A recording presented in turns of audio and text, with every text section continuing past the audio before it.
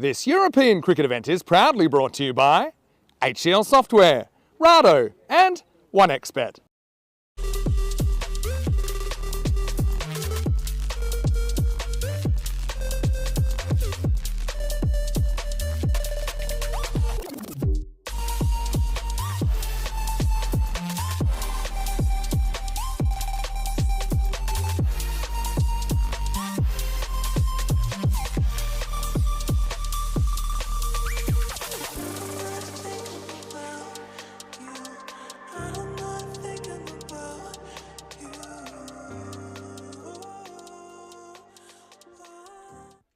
It's all come down to this after days of dazzling sixes, stunning spells and unexpected twist under the Sophia sun. We have finally reached the grand finale of the ECN T20I. Two teams, one trophy and a shot at glory. The stage is set, the players are ready, and so are we. It's a big one. Bulgaria facing Gibraltar. I'm Shovan Ganaik and I'll be taking you through every ball, every roar of this high-octane clash. But before we begin, let's head out to the middle and find out what happened at the coin toss. Good luck, mate. Go on. Cheers. Bulgaria to call. Heads. Ooh. It is heads. We're going to have a bowl. Bulgaria has won the toss and decided to bowl first. Quite a safe decision, winning the toss and electing to bowl. We know what happens at this ground. Team chasing have a big advantage. And let's talk about the weather. Expect a hazy sunshine throughout the day. It's already peaking up here. Gradually as we build towards this encounter, the final. It's a scorcher of a day. Right now it's 33 degrees. By mid-afternoon, it's going to be 38. But it's going to heat up fast. The skies will remain clear and dry all day. No rain interruption. That's a big news for all cricket fans watching from everywhere. And the pitch that you're watching right here, right now, the surface remains dry and firm. But expect some occasional uneven bounce like yesterday. That short delivery that just took off. And it's very important to bowl in around that good length area that is so important. Seam bowlers will try to exploit the invariable bounce, especially when hitting the deck hard. But the good batters will always trust the bounce and go through the line, and they have done it throughout the tournament. This is what happened yesterday. Match number 5, Turkey winning the toss, posting a gigantic 237, losing 10 wickets. Didn't even play the 20 overs. Mohammad Fahad, exceptional century, 120 from 34. Ilyas Ataullah, 44 from 28. Ali Turkmen, the captain's knock, 36 from 16. Churak Tiktai did the damage, took 4 wickets, but that was a huge game. Turkey winning handsomely there. But match number 6, Turkey 193 for 4. We thought that might be enough because that was above par. Mohammad Fahad once again among runs, 65 from 36. Gibraltar, when they come, they had different opinions on this kind of a surface, as they did it quite convincingly, winning it by 5 wickets. And there you go, Murat Yilmaz 2 for 37. What a catch he took. Ali Turkmen 1 for 20 in 4 overs, and Mohammad Fahad also chipping in. Wicket keeping, everything he has done in this tournament. There's the big dance. Gibraltar will be facing Bulgaria. Gibraltar have won 3 matches. They've only lost 1. The net run rate is so healthy, 2 points. And also, they've got points quite convincingly every match they have played.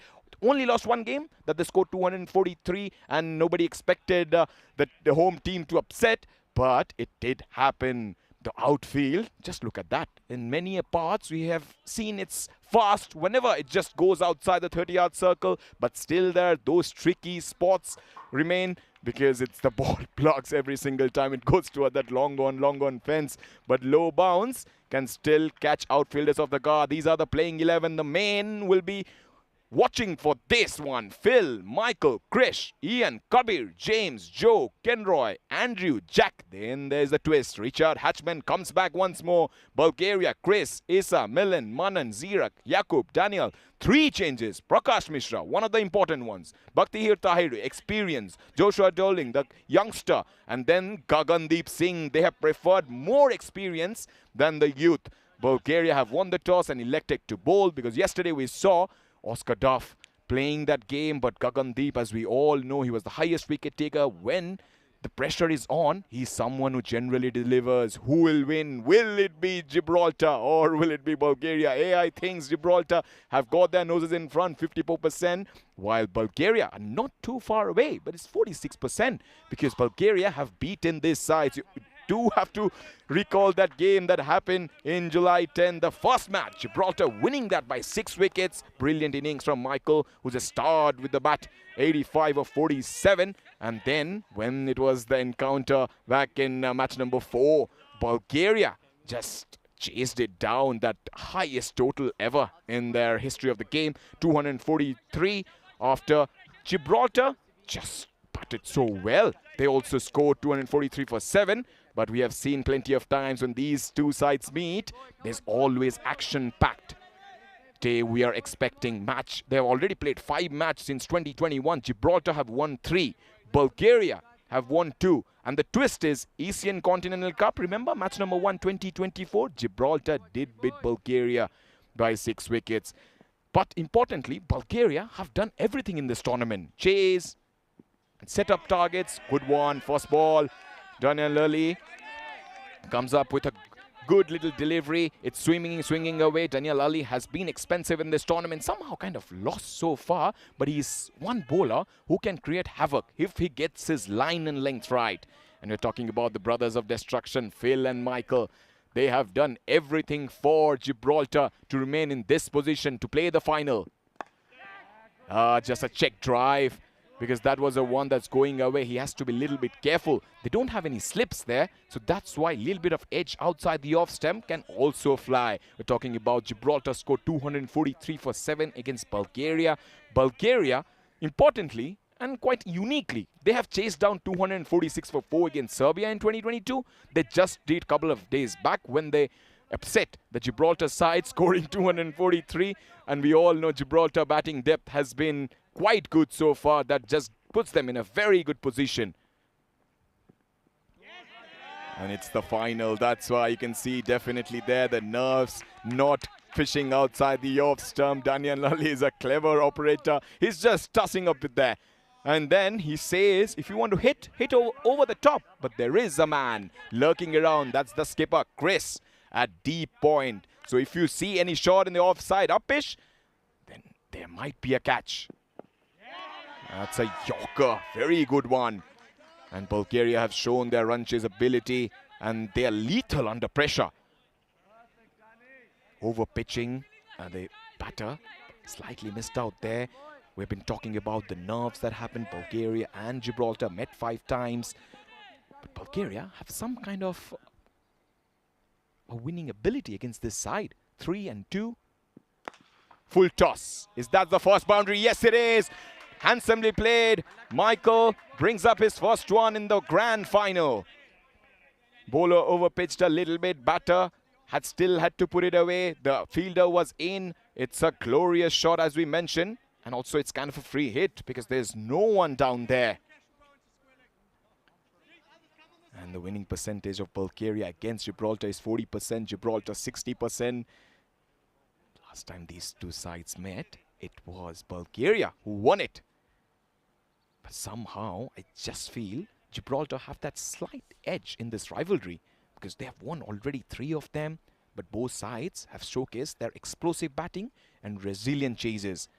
Because you still have to give a lot of credit the way Gibraltar have carried themselves. They have not been the side which will just going down in the final or in the big pressure situation. They've always found different kind of match winners throughout. If you see, they're playing 11 as well. They have Phil, Michael, both out there. They have Chris Pyle, who got a promotion in the yesterday match. He batted at number 3, but what a innings he played. Then they have Ian Latin, Kabir, James, Joe Wilson. Everybody can bat.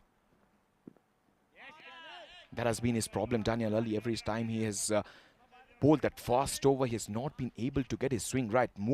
Predominantly an outswing bowler.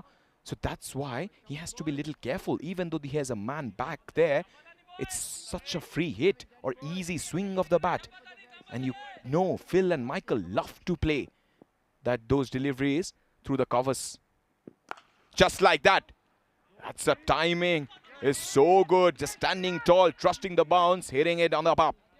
And as the first over done and dusted, it's 7 for no loss. It has been quite a good start for Gibraltar. Gibraltar, remember, they have they have a 12th man, that's Seen Delgado. I thought he will be playing, but the action just continues in calendar 2025. Bulgaria will finish today. There's Belgium happening, Germany, and Sweden is coming up 21st of July, 28th of July, England, Wimbledon. What an occasion to play cricket there. 7th August, Croatia, 18th August, Germany, Romania, Hungary, Switzerland, the paradise of the world. And then 15th September, 25th September, the big ones, Medal Shell, and also we have Western Shield, European Cricket Championship.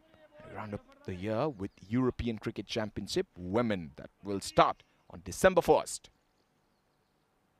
It's action-packed calendar. Shot delivery, pulled with absolute authority. That's whacked away by this Dane. That's what it feels of final cricket. They won't get bogged down. It was half tracker. Plenty of time in the wall to go in the back foot and then pull it in front of square. That's a gorgeous strike from the right-hander. He played one of the shots, the offside, and now showing his range as a batter.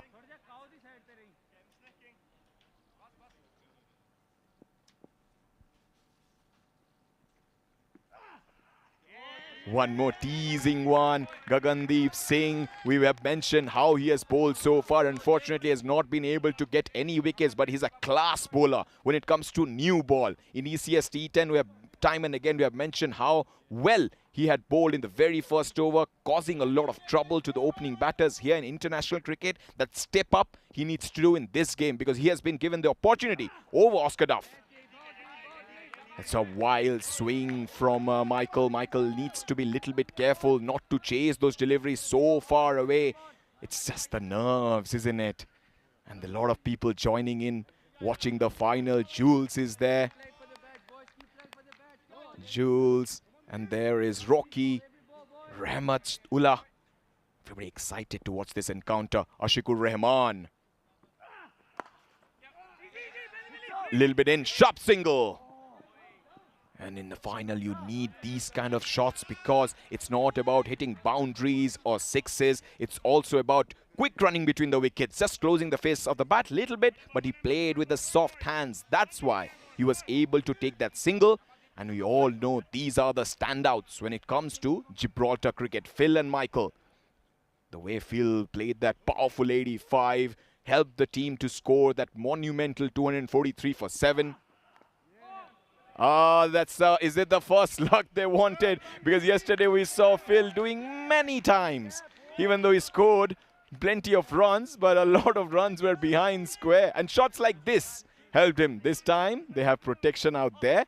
But we expect a thrilling final. Any team can dominate on their day because these two sides are so close and know each other inside out. And we've mentioned many a times Gibraltar batting depth gives them a strong position. Nicely bowled, nicely bowled. That's what Gagandeep needs to do. That length, that channel of uncertainty. Couple of overs done. It's 14 for no loss. It's been quite a safe start. But I'm expecting an explosive middle order batting from Gibraltar. Because they have that kind of batting order which can definitely thump the opposition. But these conditions are quite good to play cricket. It's hot.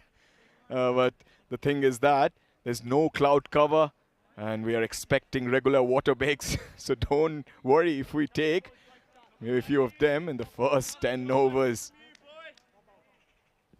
But it's a scorcher of a day. Bowlers need to prepare for tiring spells. Hydration and rotation will be so key to maintain the intensity. Wow. That's a very good delivery from Daniel Ali. Daniel Ali has been that underrated cricketer for his side because he hasn't been able to do something special in this tournament. That wow performance somehow in the final. I get a feeling he has got that big match temperament. He can be that clutch player. Nicely played. Issa Zero is quite a safe fielder. Try the stumps. Running between the wickets has been good so far, but you would never know with these two sides, especially with these two batters as well. There can be a one and then somebody can say no. It's already peaking at a scorching 35 degrees. Comes down the track. That's a thumping blow. First one from Phil. That's the shot of class from the right-hander. He knew where the ball would swing. That couple of steps forward. Not letting the ball swing. Hitting it on the full. He gets a boundary. Full face of the bat. He gets a full result. In the final, the technically good players or the sound ones are so important, especially inside the 5 overs or maybe inside the power play. Oh, he's going off. He's hit that heel of the hand. He's having that magic sprays out for the very first time. Here we go, the big one. But what a week it has been, non-stop action, jaw-dropping moments and that clutch cricket. But importantly, we have made it to the ECN T20I final in Sofia. The nerves are so high, teams came early, the energy was electric because they knew there's a title on the line. What will be his response? No fast bowler likes it. This time, he pierces the gap. That's a delightful stroke on the offside. He's the man who can do it and play shots like that. Just steered away. Watch that extra little bit of second and then just showing the ball the direction. Like, there you go. That's the one that Phil loves to play. He just waits and waits, and he's a good player when it comes to back foot as well. He's quite silky and smooth, has this timing, and just plays some effortless strokes. The kind of innings we have seen from him so far, every single time he has come, he has always played the ball late. And for that reason, he has scored that 40 from 25. That was an impressive knock. Match number 1. Everybody was expecting how Gibraltar will play, because you remember Gibraltar are way above when it comes to rankings. Be it Bulgaria or Turkey, they have been a team to watch out for, and every cricket fan, I'm pretty sure, must be noting down what kind of strategy they have. Little bit in. Phil, we have been just mentioning how he plays the ball late. Playing the ball late, especially in T20 cricket, is such underrated skill. But if you play it slightly late, it gives you that extra second just to go to the back foot. Kane Williamson straight away comes to mind. Joe Root, these are the 2 Fab 4 players who generally, even in T20 cricket, use the depth of the crease. And that's a wide one. 2.5 overs, 23. And that's why we all know that class is permanent. Form is temporary. Phil and Michael, the brothers of destruction, believe so much. The camaraderie between both of them has been so impressive. Nice one. Nice one. Leaves the ball alone. We haven't seen this many a times, especially in T20 cricket and on this surface where the ball has flown. And both the players are trying to play it late. Just settle down at the crease because 3 overs gone, 7, 7 and 10. And we all know whenever these 2 sides have played them, some kind of innovation in terms of technique and playing style. And do let us in the comments who is going to win this game. Cosmos say the boundary is 50. Yeah, it's 55 meters. And Saeed expects a 200 plus score.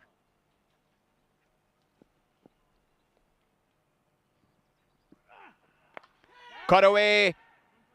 And the fielder does well, but he has hurt himself. He needs to be careful here. And that was the fielder who was fielding at third. It was Bakhtiyar Tahiri who has been brought into the playing 11. And I'm pretty sure he will be okay. Gives us a thumbs up, but that was thrashed. Oh, he went out. That'll be 4. You don't want to do that. It's a final. You can't go outside the boundary line and try to stop the ball. Once you go outside, it generally is 4. And that shot again, just going on the back foot, reading the line and length of the bowler, especially on tricky wickets like this one. It's such a safe shot to play because both the batters are trying to use the pace of the ball rather than forcing it. Just like that, top of bounds. even though he might not fetch. Oh, that's gone between the mid-wicket and mid-on fielder. Chris was the culprit at this time. He thought both the fielders will be able to get around and collect it. That one, the fielders didn't expect that. Staggering throw. But it was so close. But I got to say, you can't put the blame on Chris because you have a couple of fielders to stop that. 4 runs, extra bonus. Maybe sliding down. Yes, it is. I couldn't able to navigate that seam movement. That went so accurate. And also the bowler has this tendency just to roll his index finger. And then the ball does take a little bit of bite off the surface. And that's why playing with soft hands, just to avoid that edge. Flying to that Prakash Mishra, who is fielding inside. Back foot play has been quite gorgeous from both these batters. They've been able to somehow, in a spicy seaming conditions, top of, and then they have been able to get that shot going in the offside. That's why this late touch, this classical stroke play in a format of full of power is so effective. He just picks his spot, goes berserk. And that's the first Maximo for Phil. He waited for the ball. Such a measured stroke from the right-hander. Languid nature of his batting. And then, that's gracefully played. It's such an effortless pickup shot. He's a very good batter when it comes to these kind of conditions because he doesn't commit on the front foot. He's always there. We've mentioned so much about his play and his technique. This time, once again, he's exploiting these field restrictions. We've been talking about playing late. He said, I'll dance down the track and try to hit it over cover. 4 overs, 39 for no loss. Once again, it has been a top start from Gibraltar. They understood the situation that the ball is not coming to bat. So that's why both the batters have somehow been able to use their feet whenever they saw that's a slow delivery. And whenever it's pitched slightly short, they're hanging in the back foot. And then playing it late on the offside and on the leg side. That's the brilliant thing about these two batters. Just to counter the slow pitches that we have seen so far. It's slightly dual-paced, if I can use that word. But hitting through the line has been easy so far. And also, playing late just allows the batters to adjust that last second. Inside edge, Prakash Mishra comes into play, but he's inside. Will he be able to stop it? Somehow he reaches, and the old knees are working. Good job. 41 for no loss, but that was thick inside edge. The bat turning a little bit, and then Prakash Mishra was all set to go for that sprint. Then he decided, nope, the ball has stopped by its own. So why to waste that extra energy? That's good tactics from the big man. Oh, what kind of shot is that? Maybe he just committed himself at the very last moment. He just wanted to take his bat away. We'll definitely have that closer look. There you go, soft hands. And then he committed and just withdraw his bat there. It's a late decision. We have seen everything in this game. Nice from today. Daniel Ali just looks a different beast. Because the time we have seen him in the previous games, he has been somehow trying to hit the deck. Here, he is just floating it up. That's what good bowlers do in a final. Because, you know, if he bowls short, there is no protection on the leg side. The two fielders back are one at point and one at third. That's a little bit up pitch. Will it be the first wicket? Chris is a tremendous fielder and might go for the second run. When talking about Chris and his captaincy so far has been quite spotless, and had a close chat to him before, I think it was yesterday. He's played a lot of cricket in New Zealand and quite a good level of cricket under Plunkett Shield, and he's played players some of the international players as well. Mitch McClenaghan. And has he got the edge? That was close. Umpire gives it wide. A lot of joy. They went for the celebration straight away, but he said, gentlemen, don't worry, that's not out. And we're talking about Chris. Has played a lot of cricket in New Zealand. Lived in Auckland. We're talking about Auckland Aces. And mentioned Lockie Ferguson. Was from his school, Gymnasium. Martin Guptill. He played then Eden Park Out Oval. Glenn Phillips. Also Kyle Jamieson. A lot of players from Auckland. When it comes to New Zealand national side, Northern Districts are more. That's where most of the cricketers get a chance. Hamilton. Shot on wide. Slaps it. Straight to the man. It's a good stuff from Milan Gogev. He's a good fielder. Little bit wild throw, but there is a backup. One delivery to go. And also like Otago Voles. Brendan McCullum played for Otago, if I'm not wrong. In the chat, we have got some New Zealand supporters. Wow, just the pickup. After pitching, we have been mentioning about this track, but that flew. That was a rocket. Nice from Daniel Ali. Well done. 5 overs, 46 for no loss. And that's today's schedule in Belgium. That women's, they're rocking out there. Match number 5, Belgium will be facing French. And then match number 6, Belgium Belforts versus Luxembourg's. And then qualifiers 2nd and 3rd. It'll start at 1:15 Indian Standard Time, 11:45 GMT. And the final, the French Eiffels will be facing the winner of the qualifier. 8:15 late in the night. Indian fans will enjoy it. And in Central Europe, it will be 4:45. They'll have some good beverages, putting their feet up, watching plenty of action right here, right now on ECN Network. Top shot. That's a glorious pickup. That's gone for 6. My goodness.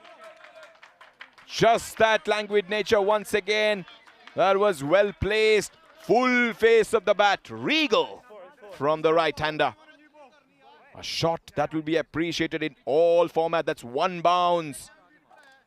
Perilously close to those white ropes. It goes for 4. Phil must have enjoyed that shot. When you hit over the top, back past the bowler, you are in some form. Gagandeep Singh needs to recorrect his length here. He's bowling too full. This time shot. This time dispatched. Once more. That's smoked with some authority and power once more. That was a belter for shot. Gagandeep Singh bowling it full, and now he's bowling it short. Bowling both lengths. The span of couple of deliveries. He needs to understand that this is a pitch where good length is your key and friend. We saw Daniel Ali exploiting the conditions just before. I think it was last over, isn't it? So for that reason, it's very important to bowl in the right areas. That's top edge. He hasn't got the legs. Just falls short. Zirak Chuktai and Joshua were nestling underneath it, but none of them reach. That was one of the shots that he has played quite comfortably. But here, a little bit of bounce. And he needs to understand that that shot is little harder because it was pushed. But it was just in around that back of good length. That's why pulling over there can be a dangerous one. Your stumps can also come into play. And there steers it. And that's what happens when you are hit the top. You don't believe that if you... He just thinks Gagandeep Singh now. If he bowls full, he has been already driven the top of his head. And he has been pulled. He has been cut. And now the response should be something different. Slow delivery. Well disguised. Gagandeep Singh bringing all his experience in this big final. That's why you saw him rolling his fingers across. That's his go-to ball. Every single time he has been hit, he has always gone to that special delivery. Just sticks on the surface. Wow! It's a towering 6. Some shot that. So effortless and crisp. This time it's Michael. And these two brothers are doing most of the damage here in the final. 6 overs, 65 for no loss. Power play done and dusted. And what a way to win the power play. Full face of the bat, high elbow. No chance for anyone to get near that. 32 from 16, Michael. 30 from 20. Phil has been that aggressive partner. That's why you saw that strike rate up. Now the power play is over straight away. They have gone to Gul. Gul has been exceptional so far in this tournament. In some matches he has been hit. But remember, the way he has bowled that hard length, not giving anything to the batter, cramping them for room sometimes, skidding it on. So that's why you need the presence of Gul at the bowling crease. And that's a very good decision. You have brought in your specialist spinner straight away because you saw what's happening out there. It has been one aggressive start. And that's why you need these big bowlers to come to the party, or else it can be a one-sided contest. And there's the field. Straight away, there is a mid-wicket. Long on his back. Long off his back. There's a deep cover and deep point. It's good. There's no one in front of the batter. So, plethora of singles in offer if you are playing with soft hands. And I get a feeling Phil and Michael might play him out because they know he is one of the best bowlers so far going around in this tournament. Yes, they do. They play it quite calmly. And they know at the other end, if they defend in maybe get 6 of the over. The other end, there's plenty of runs available. Other bowlers have struggled so far. There'll be the likes of Prakash Mishra, who has done good in patches. But this has been a hammering start. In a final, you needed a big start. And chasing might not be easy on this kind of a surface because you have seen one just lifting off and then the other staying slightly low. But you just have to put that rebs. Lot of width. Does he find the gap? But there is protection. We have mentioned that fielder. Grace is an excellent one. And there is deep point. A lot of people. Ridanullah, Abu Tarif, Arifa, Al-Mumin. Everybody enjoying this contest. And why shouldn't you? It's been a gem of a start. 67 for no loss. That's short and wide. But he's bowling to his field. He has been that tight off spinner that hasn't given anything, absolutely anything to the batter to play with. That's why off spinners in this tournament have enjoyed their time. We've been talking about Mirpuri. We'll see him in the second innings. There's Andrew, that mystery spinner. Joe Wilson has bowled well. And here you go, Gul. I'm pretty sure the Gibraltar lineup will be loving this. They have got different types of spinners. Andrew there, Joe Wilson, Kabir Mirpuri. Will it be spin to win? So far, it's that been the case. 5 deliveries, only 3 runs scored. And we all know spinners may find grip later on once the pitch weighs a bit. This has been a well-balanced track in the power play. Kind of gradually settled in, but we know spinners have this advantage. That's a high full toss. He missed out there. And it might be taken. Yes, it is a no ball. The celebration won't happen for long, as they quickly figure it out that it's a no ball above waist high. I just get a feeling that Michael must be disappointed because whenever you get that full bunker, you want to hit it out of the park. And that's dragged towards the leg side. Phil has been quite severe whenever the ball has been pitched short. And he will take a single. Good over. And that was a free hit. He missed out. Gul. First over, none for 6. Straight away, we have mentioned that spinners might rule the roost. And why not? That's why you need a lot of sweeps and reverse sweep. Both the batters have not tried to go for that sweep or reverse. Daniel Ali, 3 overs, none for 24. And there you go, the second bowler as well, going for plenty of runs. On this kind of a surface, using the bottom hand just becomes so important for the leverage and power, because both the batters are right now very top-handed. They're very good players, can generate a lot of power from the hips and core. But generally, they like to use their arms to go for the big shot and keeping their shape. They're not losing it at all whenever they're swinging it big. There you can see Michael just trying to play straight, because he knows once the ball is pitched up, he can go downtown. And the timing hasn't been good so far. Whenever the bowlers have kind of used the variation, rotate, mostly they're depending on strike rotation. They've taken some quick singles. We all know it's as valuable as boundaries early on. Soft hands placement has been quite superb so far. Prakash Mishra has been pulled almost into that car park. That's a massive 6 from Michael. That's just muscled away.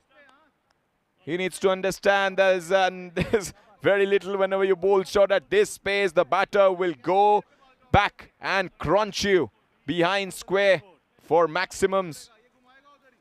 The start that Prakash Mishra didn't want. Couple of deliveries, 7 for no loss. And that's what happens when you rotate your strike, read the field better, watch the field placement, and hit where the fielders aren't. They're looking to score off every ball. That's what experience does. It just haunts you that you need. That's those singles, those twos, those boundaries. But they're so selective so far. No swing. Widely. Here, you see, just caressing it to the offside. Fielders are back.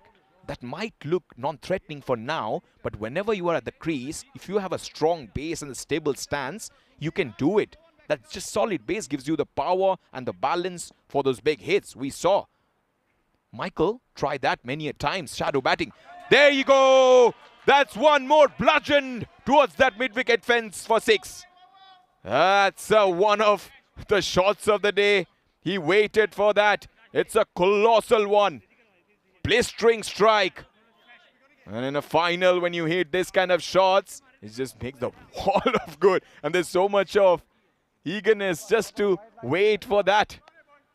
And that's why we've been talking about the shot selection so far. They know their scoring areas, where they're strongest, and targeting them early in the piece. They've got a great power play, and now they're just cashing in because they know where the bowlers are going to bowl. And straight away off the blocks for quick singles, back foot punches have been their friend. And that's why we just mentioned many a times, those strong back foot game helps you to punish those short deliveries. We saw the scuds, those pulls. We haven't seen a ramp, but these kind of players can also master that. And whenever they are confident, they've always tried to do it. No half measures. And Michael, using his experience, just taking a single. He knows Phil is doing the job at the trick. And Zirek just took the eyes of the ball. He's so lucky that there was another fielder. It was Tahiri who did the cleaning walk. 8 overs, 87 for no loss. Gibraltar are looking solid out there. Their practice under pressure. That's why we mentioned yesterday as well, simulating these match scenarios. Just 15 of 6, 20 of 6. That's how you develop your clutch finishing skills. And now we saw they're polished off that power play. And now, when they're set, they're trying to use and accelerate. And also at the other end, they're anchoring the innings is Michael. So he's allowing Phil to go for those big shots because Phil knows at the other end, there's a proper batter who will help me to get the strike back. This time, he chances his arm. And that's gone for another biggie. This time slightly short. The batter knew that it will be in his arc. And whenever it has been in Michael's arc, he has always be able to play that cracker of a shot. The 6 fest continues in this ground. And we say 6 sitting can be contagious. And we can see it was previously Michael In fact, it was previously Phil and now Michael joining the party. 4 runs away from a great 50. There you go. He brings up his 50 in style. It has been such a bludgeoning knock. Improvisation, calculative, inventive. And you raise your bat, young man. You have played a gem of a knock in the final. That's what good players do. That mental clarity and calmness. He didn't panic whenever the dot deliveries came. He had a plan and he just backed it up with these kind of strokes. And he has been able to accelerate and anchor this innings. 97 for no loss. These are ominous signs if you're a fielding side, because you can't even stop the singles, not the boundaries. The batters have already got the measure of the track. And now, whenever it comes to make merry, and they're doing it. And one more thing they can do now is just to step out to the spinner, just to upset their length. But they're just hanging back. They're waiting for that deep in the crease. That's hittable. Half decker. One more time. Gloriously played. And that's what happens when you manipulate the field. And if you're good at placing shots into gaps, you can definitely force captains to change field. That's why it's been many a times we have seen they have changed a lot of field positions. And once they're spread out, it's so easier to take singles.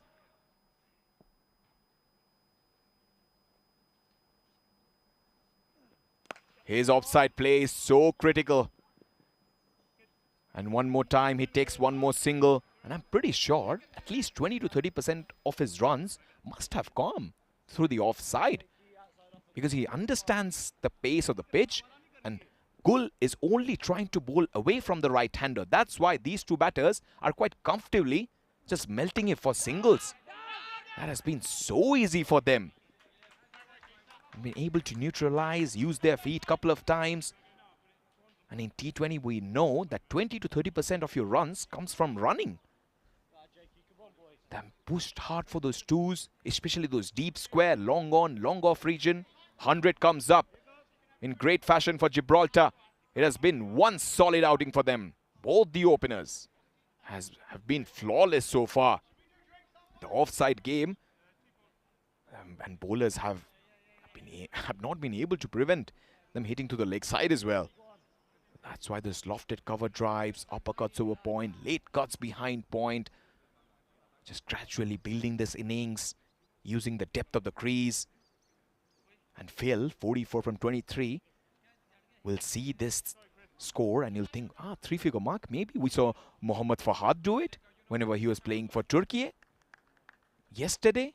And both the batters will be eyeing that three-figure mark. And in a final, whenever you score 100, it just gives you an immense satisfaction. Trust me, guys.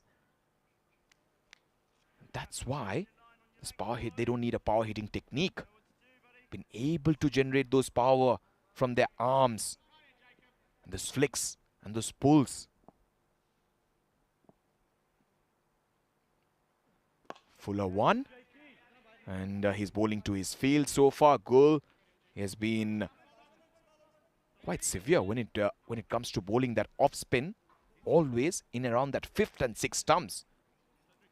9 overs gone. It's 101 for 1. It's a short little break in the play. But let's go down and what's happening in ECS Belgium. The guys are enjoying it out there. And it's 84 for 4 after 10 overs. The French are batting first, but Belgium will batting second in match number 5. But this has been a great tournament. It started off match number 1 yesterday when Belgium, they received a serious defeat by 80 runs. French just smoked them. In match number 2, Belgium beat the Belgium Jenkins women, the Belforts, by 6 wickets. And then the French Eiffels won it quite comfortably against Luxembourg by 9 wickets. And Luxembourg did beat Belgium by 10. They scored the 103 for no loss. And if I talk about the ECI, Germany versus Belgium, that's also happening. And there's plenty of action out there. Phil on 45 and Michael on 52. So the start has been pretty good so far. So the ECI Belgium and Germany. In match number 1, Belgium beat Germany by 6 wickets. In match number 2, Germany beat Belgium by 40 runs. And then match number 3, as it happened, it was Belgium who came back and beat them by 4 wickets. It's been a great tournament so far, isn't it? We have match number 5. In our match number 4, going around, that's 76 for 3. In 4.3, it has been a good start so far from the Belgium side. They have match number 5, which will be 11:15 Central European time. Match number 6 today, match number 7. The tournament gets over. Plenty of action. The upcoming ECS Germany Krefeld 2025. A lot of people must be tuning to that as well. And then we also have ECSW Germany Krefeld 2025. Then ECSW Sweden Stockholm 2025. So plenty of action coming from Sweden, Germany, Belgium. And all these 3 teams are quite prominent when it comes to European Cricket Network. They've given us so much of joy past few years.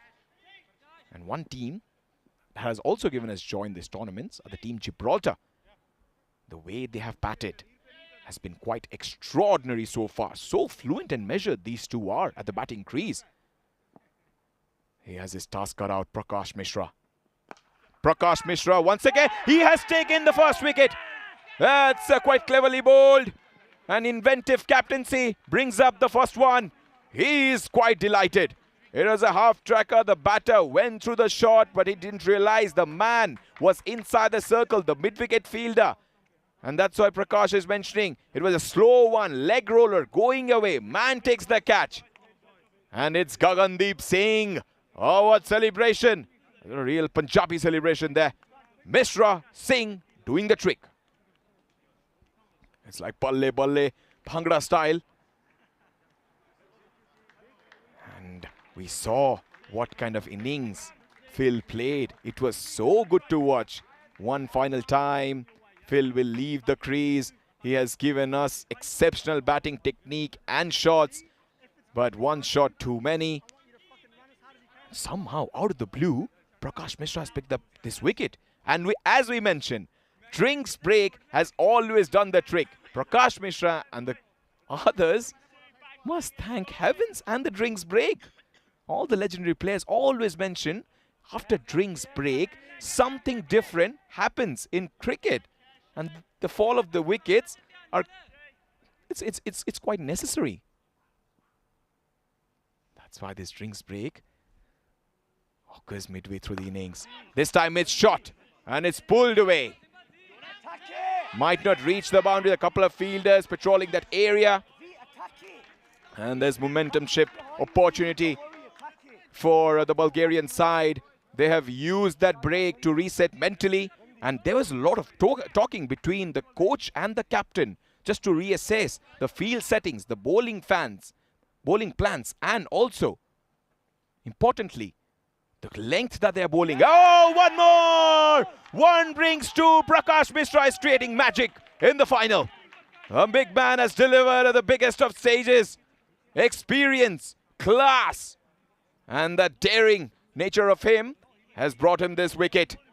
So much graceful to see that. He was slot, and then his eyes lit up.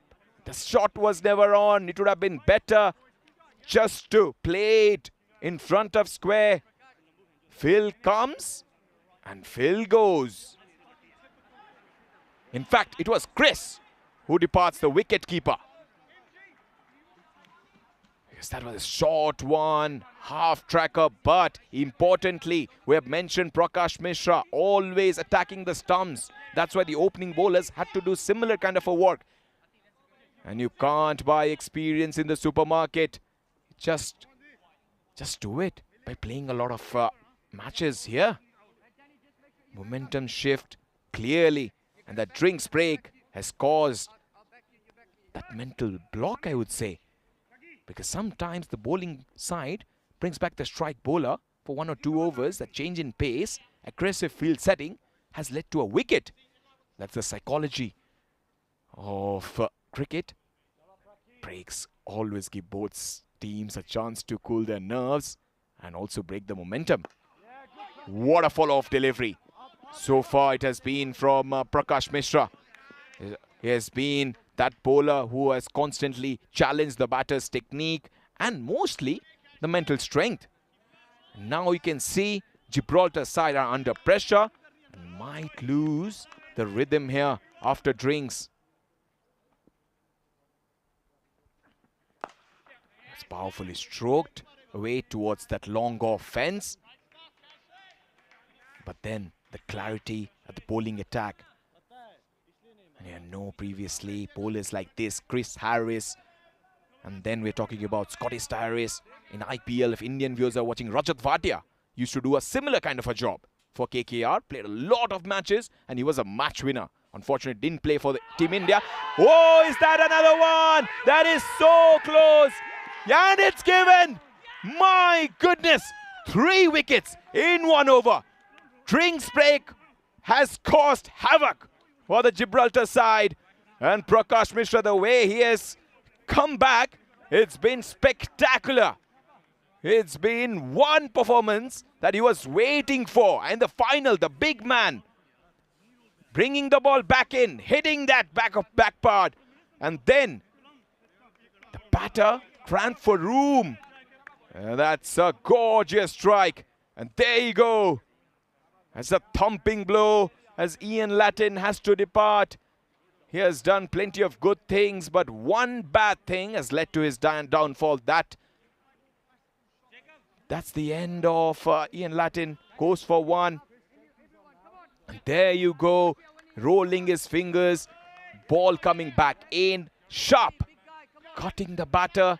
And the batter didn't expect the ball to come back so much. And this is such a special wicket for Prakash Mishra. He's always trying to bowl something different, and that's why we saw him, that mystery. Andrew did it yesterday, and now Prakash, the 2 big guys, are doing it for their side. And this is what experience does. 10 overs, 105 for 3. Whenever the big situation has come, the big man has delivered. Drilled. Straight. I mentioned the slow deliveries, the way he has been effective.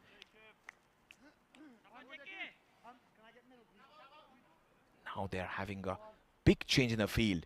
The mid-wicket has once again, in fact, it's the square leg. He has come up. There is Joshua Dowling fielding at short cover. The man at backward point is also in. And the third is also waiting for a catch. Such a right-arm medium pacer. He had the reputation of deceiving slow balls, but the way he has bowled those off-cutters, it's been masterful. Always bowl into the pitch. And you all know that these kind of surfaces, it has come slightly low and slow. And that's what has done the batters.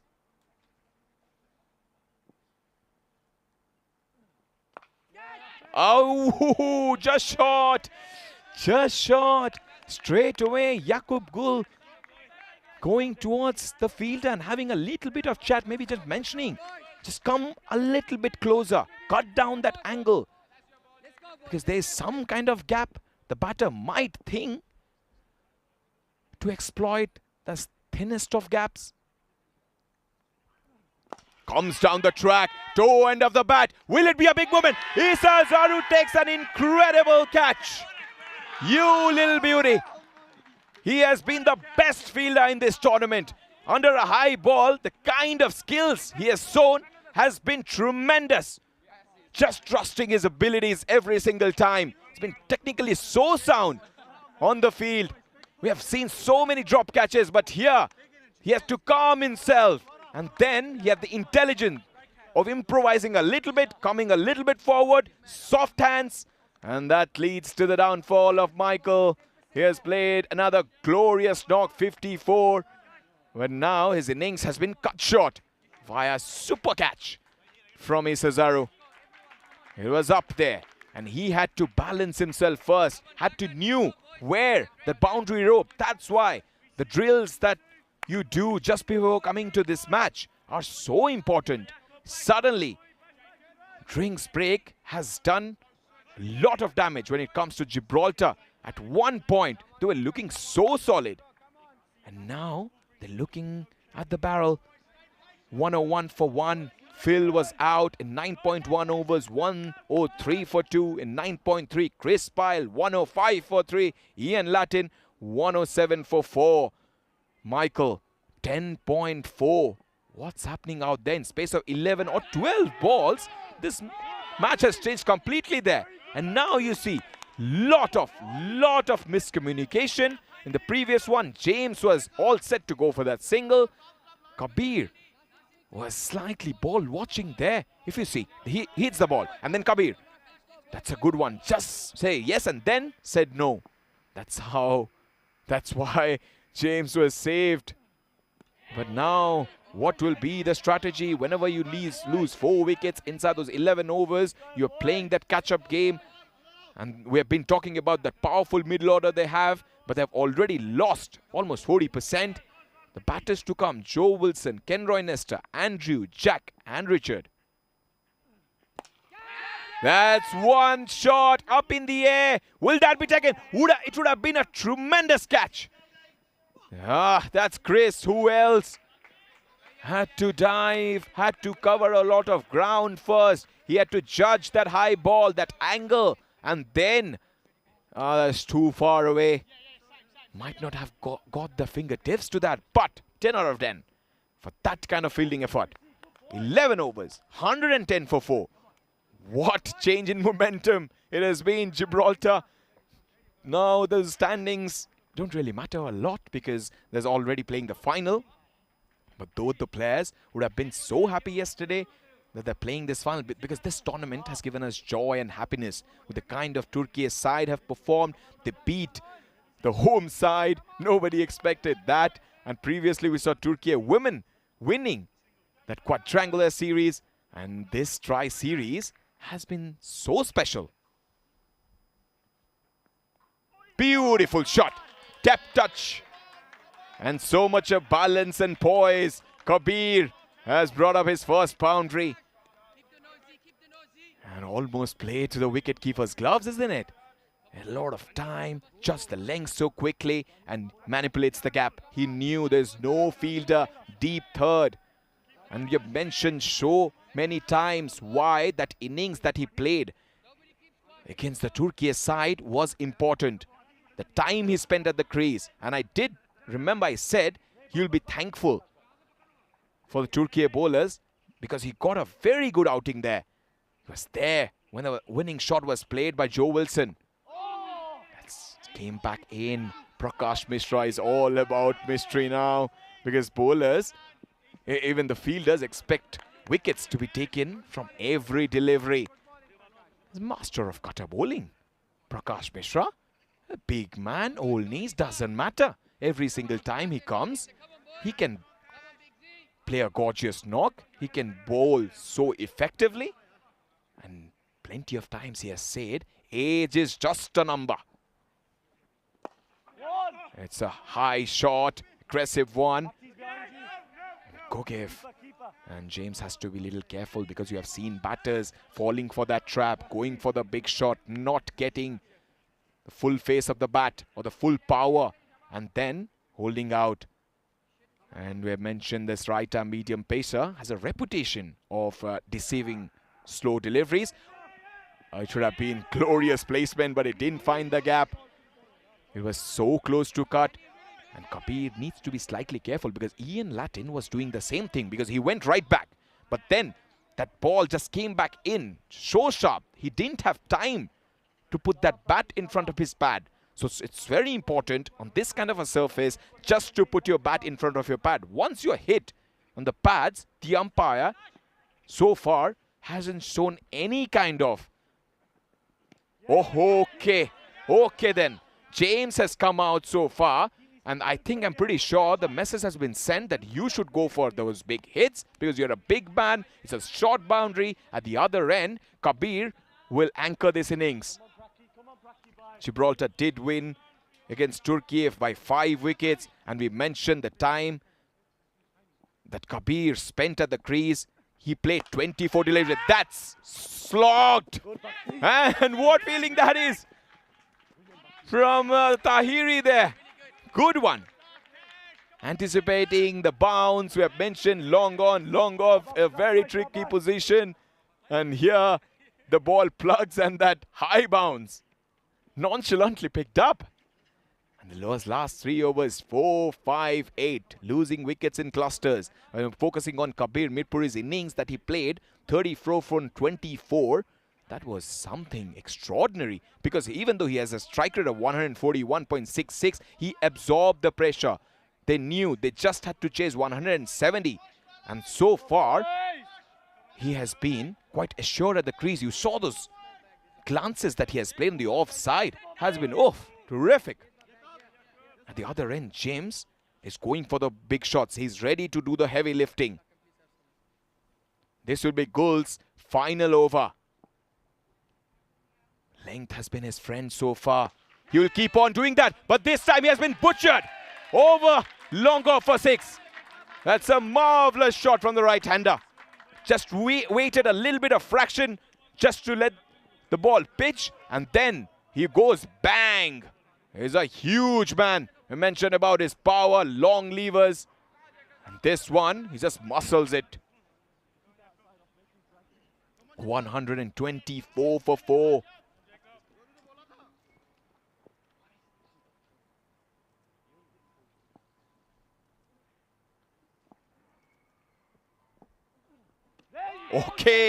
Okay. That was a slow one once again. He tried to disrupt the batter's timing. That's why you saw a little change in length. The previous one was fuller. That's why the batter just got underneath. And this one just grips and goes away. It's a terrific control over your length. Works so well on slower, lower pitches. One more mistimed shot. Gogev takes the catch. That's such an important wicket.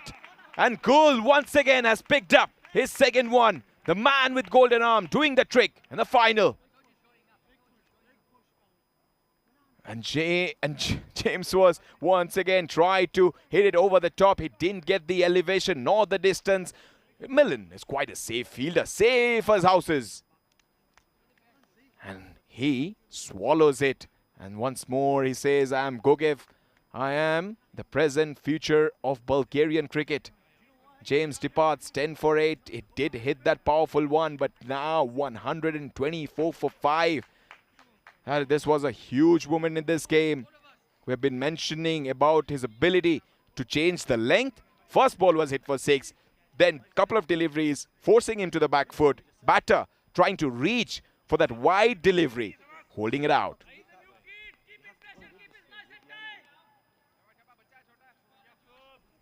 People are enjoying the chat as well. Let's say hi to Dave for the very first time. Dave, I hope you're enjoying this final.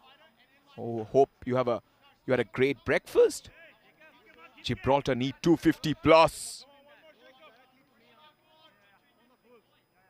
Orpita Jahan. Mohammad Esha as well. Feels Gibraltar might win this game. This glided once more towards the corner. But what a turn around it has been. That's how good teams play. They pray that you just play a false shot. And we saw many a times. 1 brings 2, 2 brings 3, 3 brings 4. And here, 4 brings 5. And the slow deliveries just trap them. Somehow, these players are not used to it. Beaten around that off stump. This time, beaten by the pace. It looked like a googly, but then while it pitched, it just went away. And he's using those fingers very nicely. I'm pretty sure he must be trying that carom ball. It's pitched up, driven away confidently. And that might reach the boundary. Oh, there is Chris. The Super Mario does a tremendous job We did mention before in this broadcast, he has played a lot of cricket in New Zealand, and we all know what are the fielding standards in New Zealand. No guess whatsoever, one of the best fielding units when it comes to international cricket. They've done a tremendous job. Those 3 wickets in 10 overs has just not hampered their run rate. The momentum has completely shifted, and now it will be on both the batters. Mirpuri, especially more on him, because he spent a lot of time yesterday just to take this innings forward.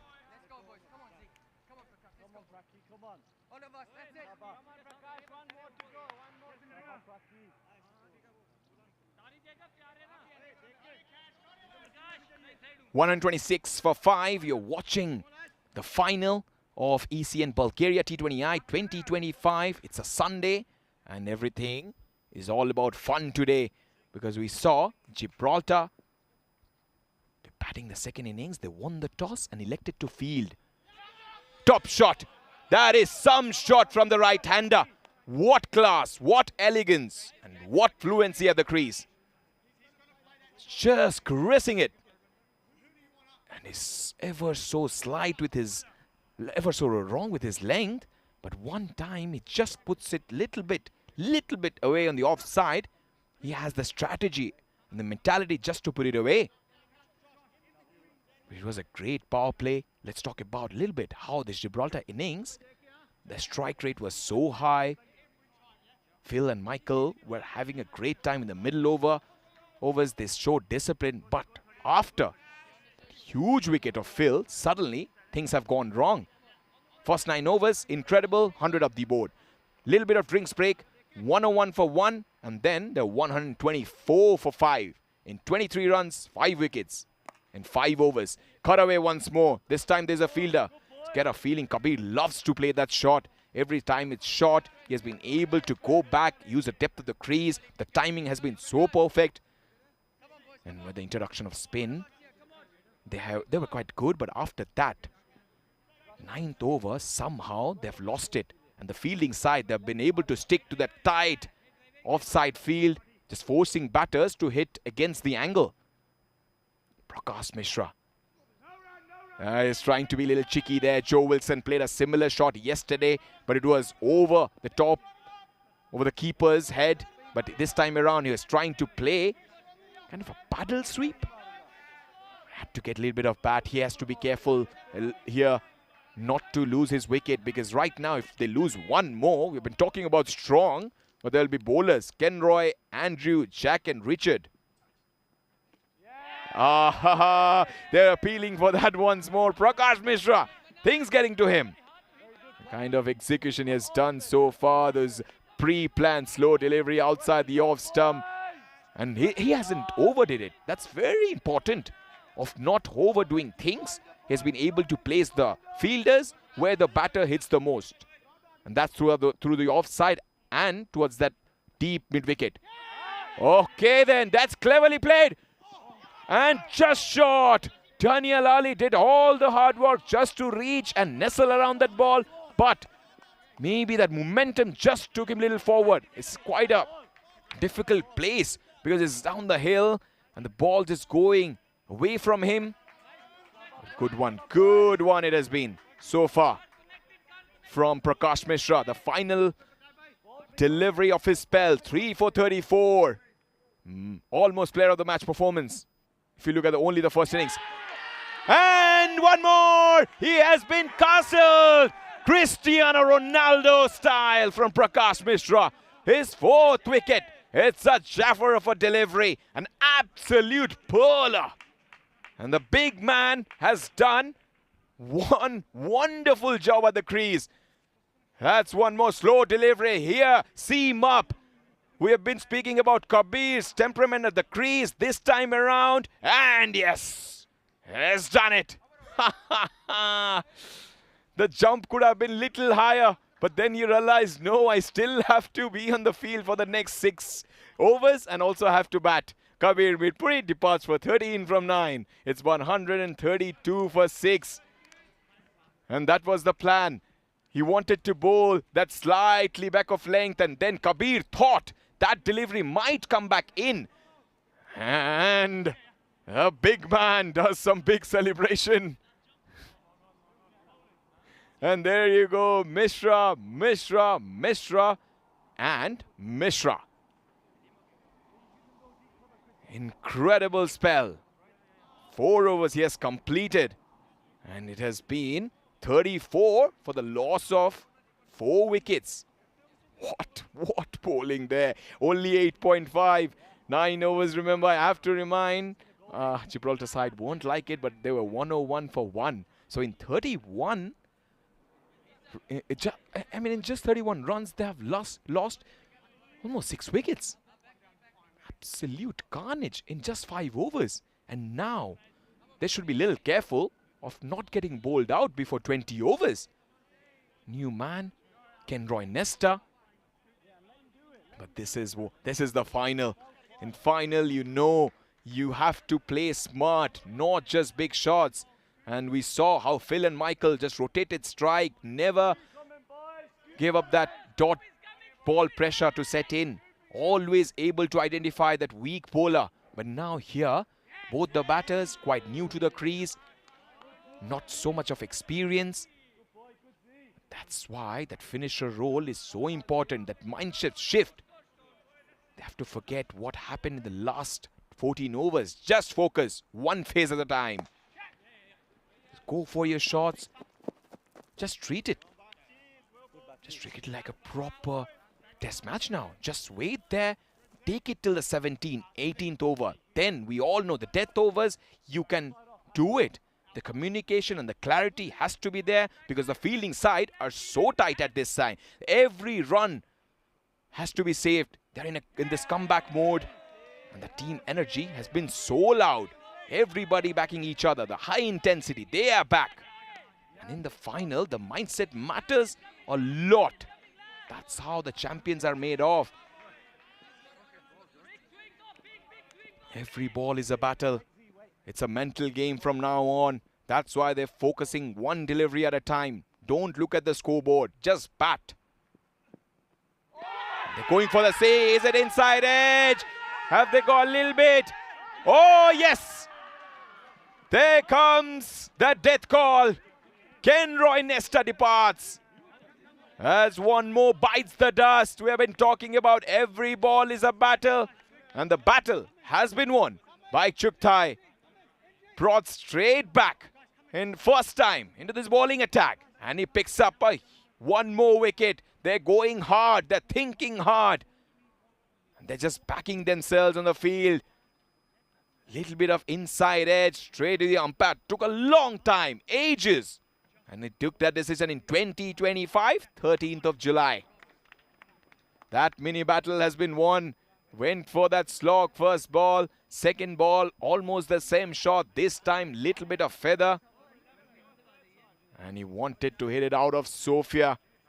The very good thing about this Bulgarian side is they have stuck to their roles.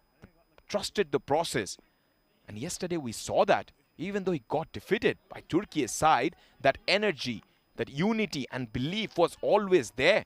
Even in the morning, there was no negative body languages. Everybody was encouraging every player. There's a lot of high fives, even in the first over. When there's dot balls, the strong presence in the field, showing belief. Even then, even when they were defeated against a low-ranked Turkey side. It's so important just to reassess situation. After 15 overs, I'm pretty sure Gibraltar side will be feeling the pressure more. How to accelerate. Just a little bit of outside it and it just goes for 4. Just away from the man. So streaky. And so if you are a Gibraltar fan, you'll say it's quite inventive as well. Just watching the ball and then those 3 fielders had no chance. That's such a daring shot. Nicely timed. Delicately guided. 14.4. Inside edge. There is protection. It feels like there's 15 fielders right now. The energy is such a big weapon for Bulgaria now. Absolutely no ego, just perfect execution. One ball, one plan and full commitment on the field. And they didn't panic. That's the impact outside off. And whenever that first 9 overs that went against them, it's all the joy is coming back. And they didn't panic at all. If plan A failed, they shifted to plan B quite calmly. That's why you saw whenever they were playing those anchor innings and accelerating, the bowlers always stuck to their plans. Tomorrow, plenty of action in Germany. Krefeld is 5 matches. Look at those names. Spartans. There's Linkebrech. The typical German names. I can only read VFB. And then we also have that final one. Grey Caps Achen versus Mal. A producer did bowl me a googly there. As kind of a Gibraltar batter. No head, no tail. There's this Colin Cricket Club. It's quite a famous place in Germany. Typical German names. Oh, that's high. Will it be one more? Yes, it is. They're falling like 9 pins. Even full tosses are going towards the fielders. One more mini battle has been won by Bulgaria. That was their plan. They didn't panic. And the batter was trying to hit it way fat, just falling off after playing that shot. The acceleration they needed, that didn't happen. And the man who took the catch, Tahiri, has done a great job in the field. And we know that those dot deliveries created the pressure. And one more wicket just changed the momentum. Joe Wilson departs for 4 from 7. Batted quite sensibly yesterday, but this time around, he learned from this. That's how good teams always learn. Gibraltar, away from home conditions, have been we felt the heat because the way they have just started. The very good thing about them is they are a team can make comebacks. If you have got a low total on the board, it just brings the bear out of you. Now all the fielders, while they'll be coming back for Gibraltar, will be thinking in a very different way. Their only thing will be go for wickets. It becomes such a simple game. And never count out Gibraltar. If you are doing it, do it at your own peril.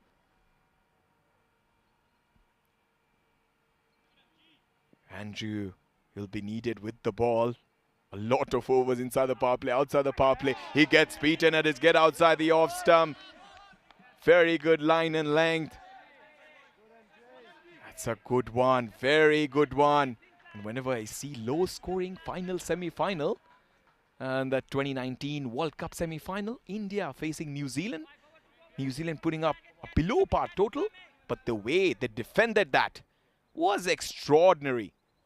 So in the semi-final or finals in this knockout encounters, never back. Never say that this team is going to win straight away, because you know that final battle is still going to arrive, and then we know how big teams react. And also it's time to have one more on this day segment.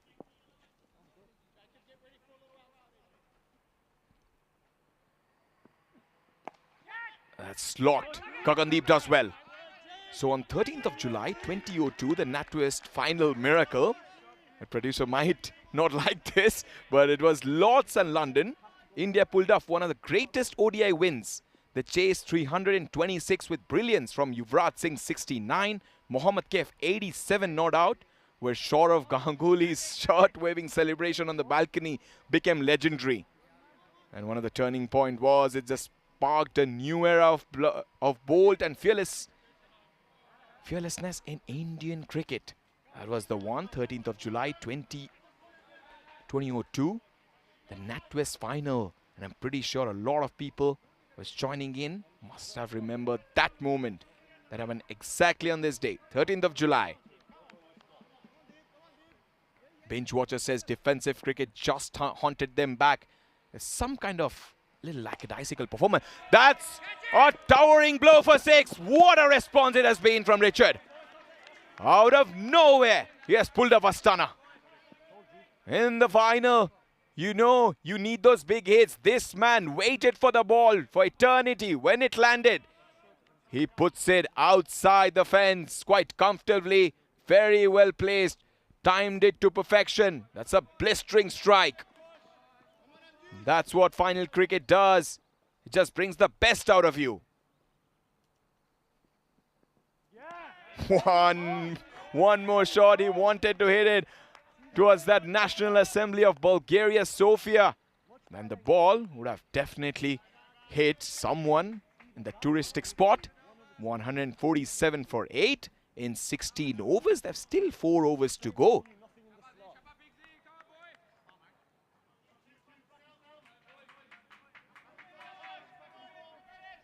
This has been the bowling attack so far.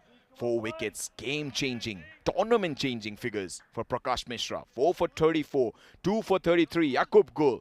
And then a wicket apiece for Chuktai and Gogev. Even though Gagandeep was expensive, he has done a good job in the field.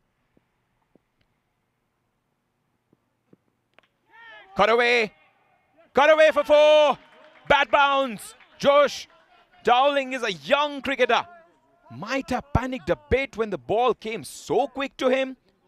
And then just took his eyes off the ball slightly. And that was enough for the right-hander to muster 4 runs. There you go. Young man came a little bit forward. And he has to reset the past. That's the final mental comeback you need. That's out. That's out. Oh, not given. Was it sloughing down the leg side? For a moment I thought. And his legs almost stuck in the cement. And then the umpire's call might have hit the leg stump. If we go for the DRS, that's drilled straight. And we're talking about how can Gibraltar make a comeback. What's done is done. They just need to tell themselves that the match is not over yet. So is the scoreboard.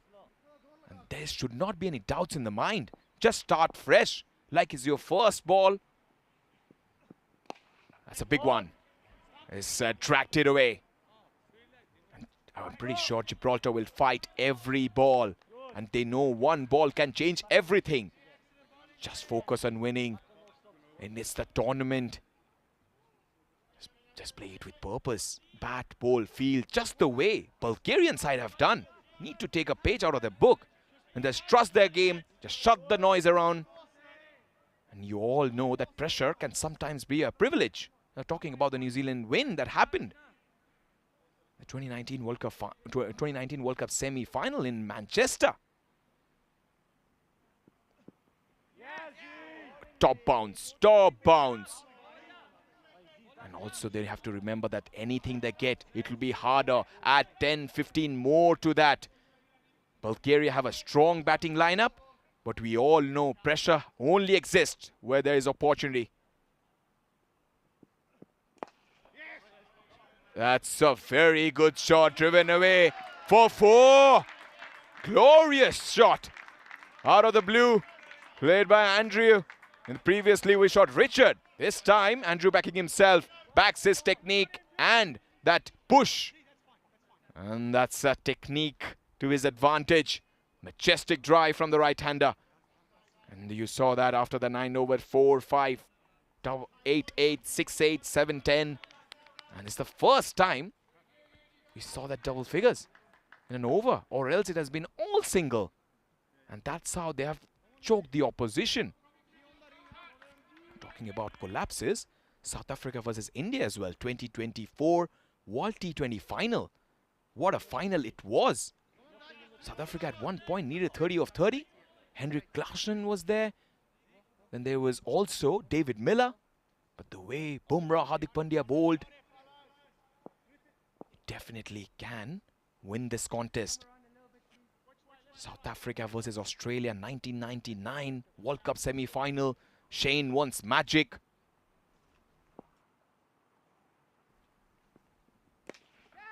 Oh, that's uppish. Will that go all the way? Yes, it does. He has so much of power and strength. There's one other. Thunderous shot for 6. He was just waiting for that delivery. Nothing delivery at the end, and the big man hit a big one. That went comfortably sailing over the fielders at mid-wicket and long on. Has it got the outside edge? Not out, not out. Gogev was so interested. Stuart Broadsway.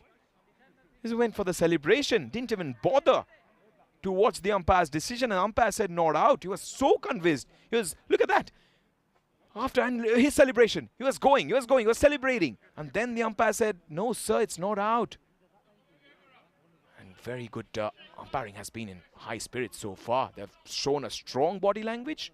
The way they have given their decision, a positive voice, and his eyes have been up. The shoulders tall and the voice loud. Massive! One more gone! That's whistled past the fielder at mid-wicket. That's a cracking blow from the right-hander. The second six. That's what happens when you board in that slot and it dispatched in grand style. We have seen plenty of sixes, but these ones will be special as Gibraltar facing the heat in the final and couple of sixes, and suddenly they are back. Richard Hatchman, 24 from 9. What a late cameo this is. Richard has been knocked over by a peach of a delivery. Ilan Gogev said, you miss, I hit. Nap timbers everywhere. The middle stump pegged back. Gogev has shown temperament, skill. Under pressure, he has come out trumps.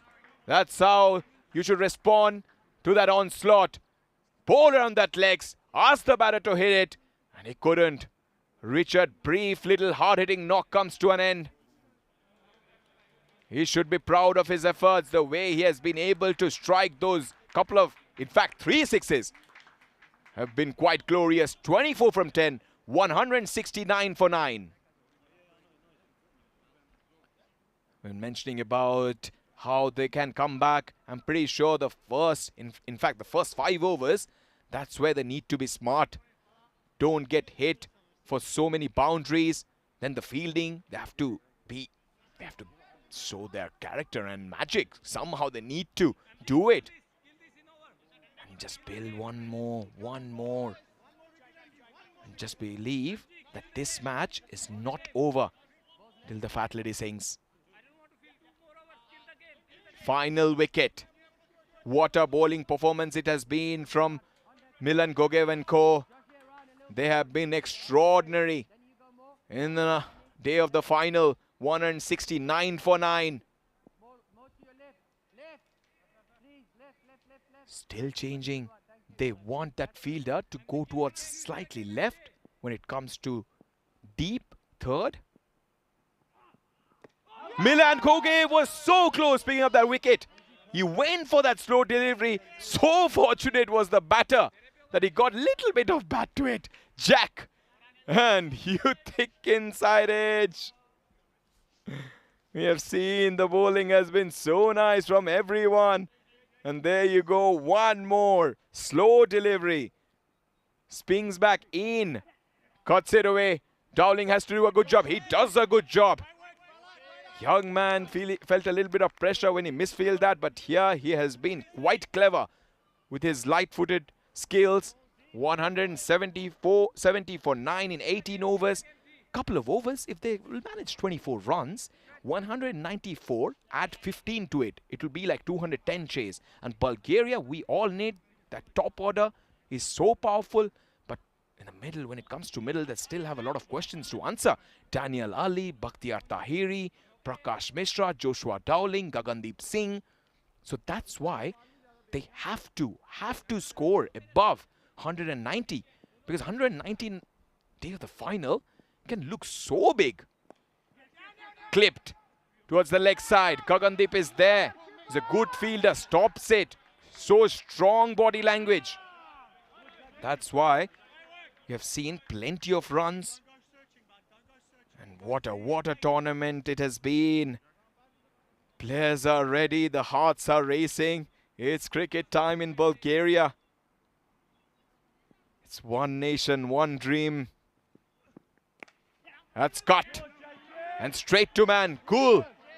Has been quite a fiery character on the field. Fast, fiery and full of flair. That's Bulgarian way of playing T20 cricket. Down the leg side. Easy pickings. Clipped away for 4. These are so important. Bulgarian side might not really realize now, but when they come to chase, they will chase 4 runs extra. That's why we all know in modern cricket, the batters who are slightly lesser in skills are so important and they need to improve. When the tail wags, it just gives another big confidence for the batting side. Cut away. 1 bounce. Will there be run out? Banan Bashir was in front of stumps. We have mentioned many a times how the Mohammad Fahad has kept wickets. And also Chris Pyle, the wicketkeeper of Gibraltar. You'll see a completely different skill from him. Manan has improved every game. There is still 8 deliveries to go. Now Zirak must be thinking, can I just bring 1 in?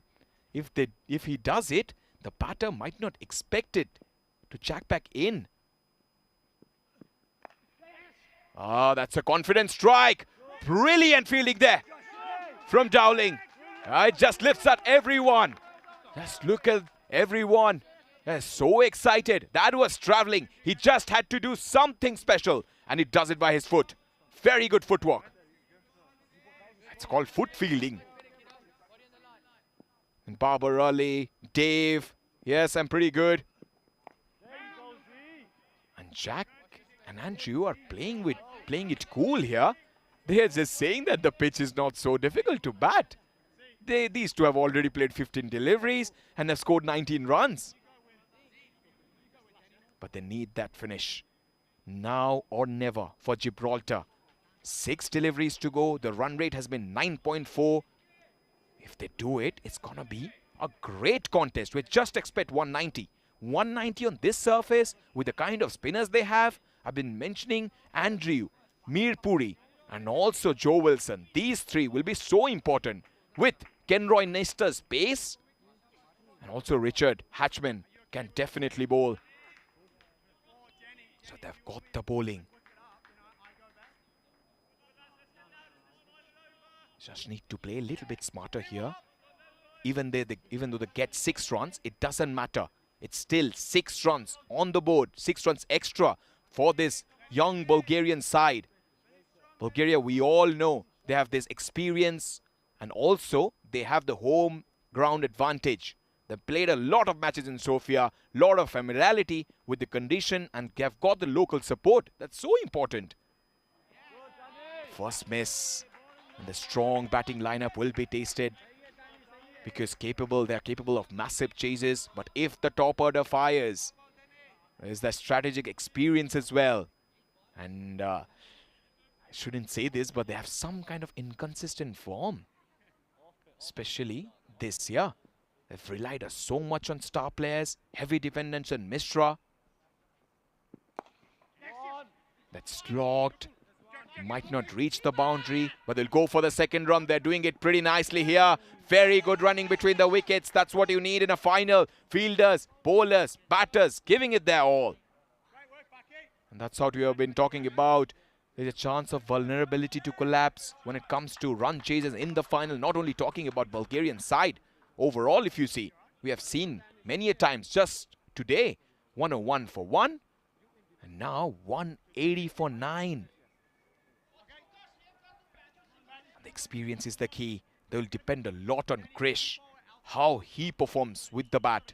When mentioning, has played some upper level cricket in New Zealand. Has that big match temperament.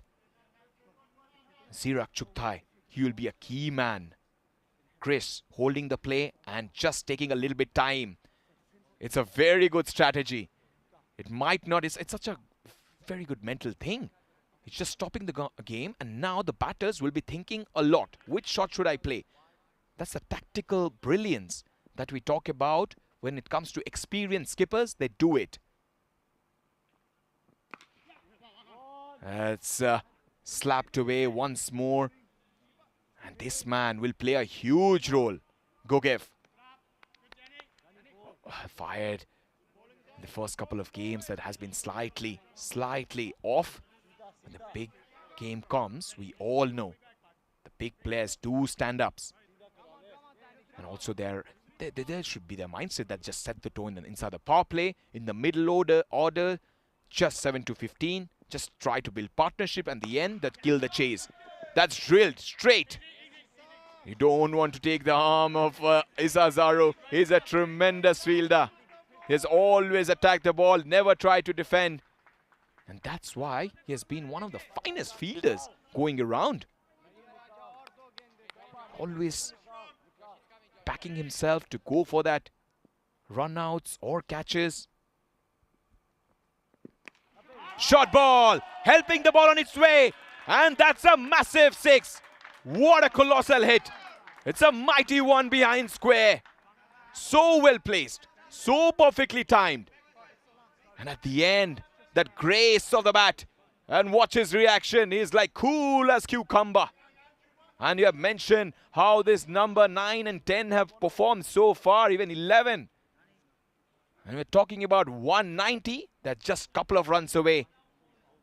These runs will definitely hurt the Bulgarian side because they're able to gain that small recovery. This partnership has been 19. They lost their last wicket 169 for 9. Hatchman departed 17 for 4.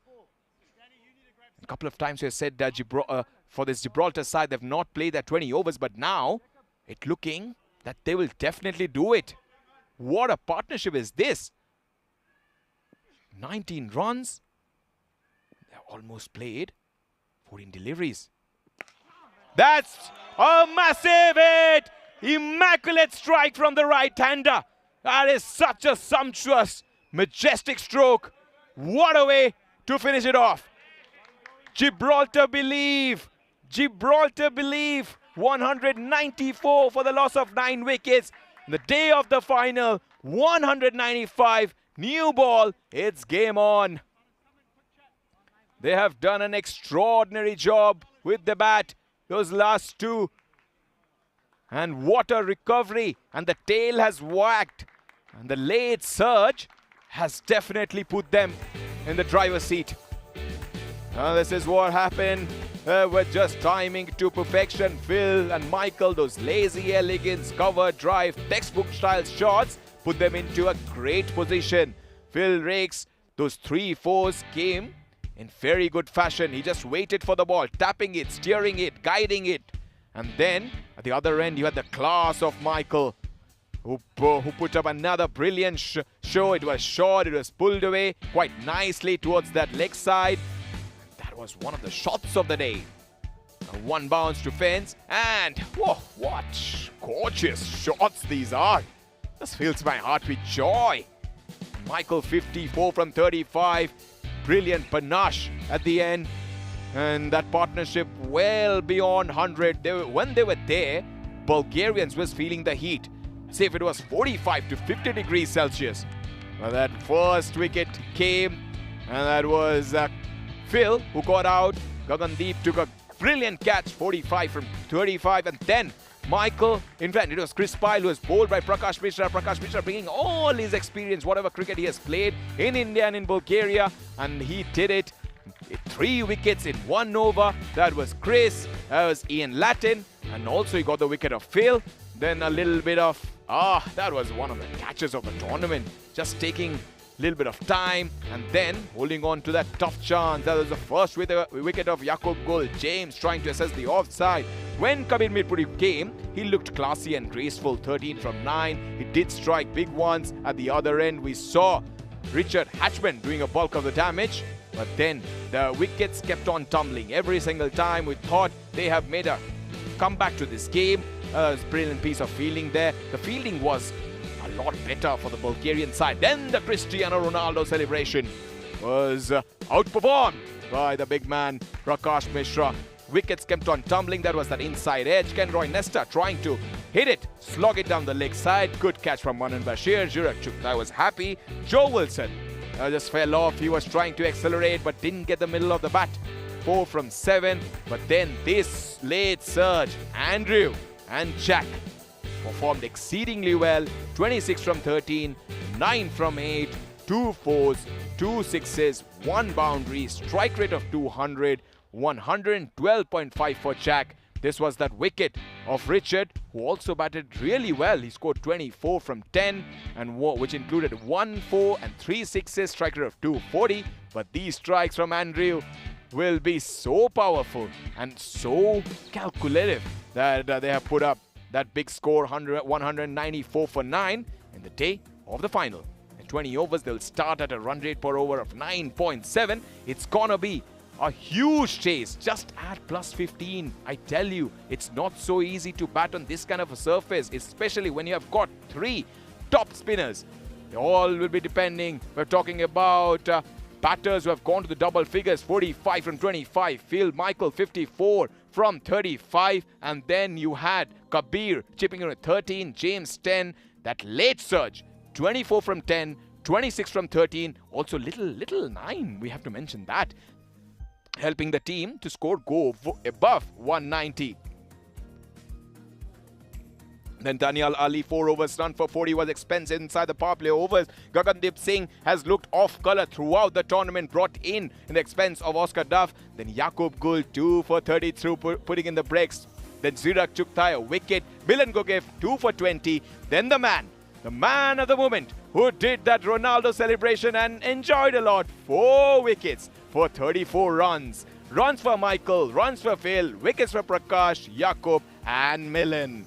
So, Bulgaria, when they come out for chase in the final 195 they need in 20 overs, 9.75 the run rate per over. Now, it's time to take a short little breather, get ready for an exciting run chase when we return.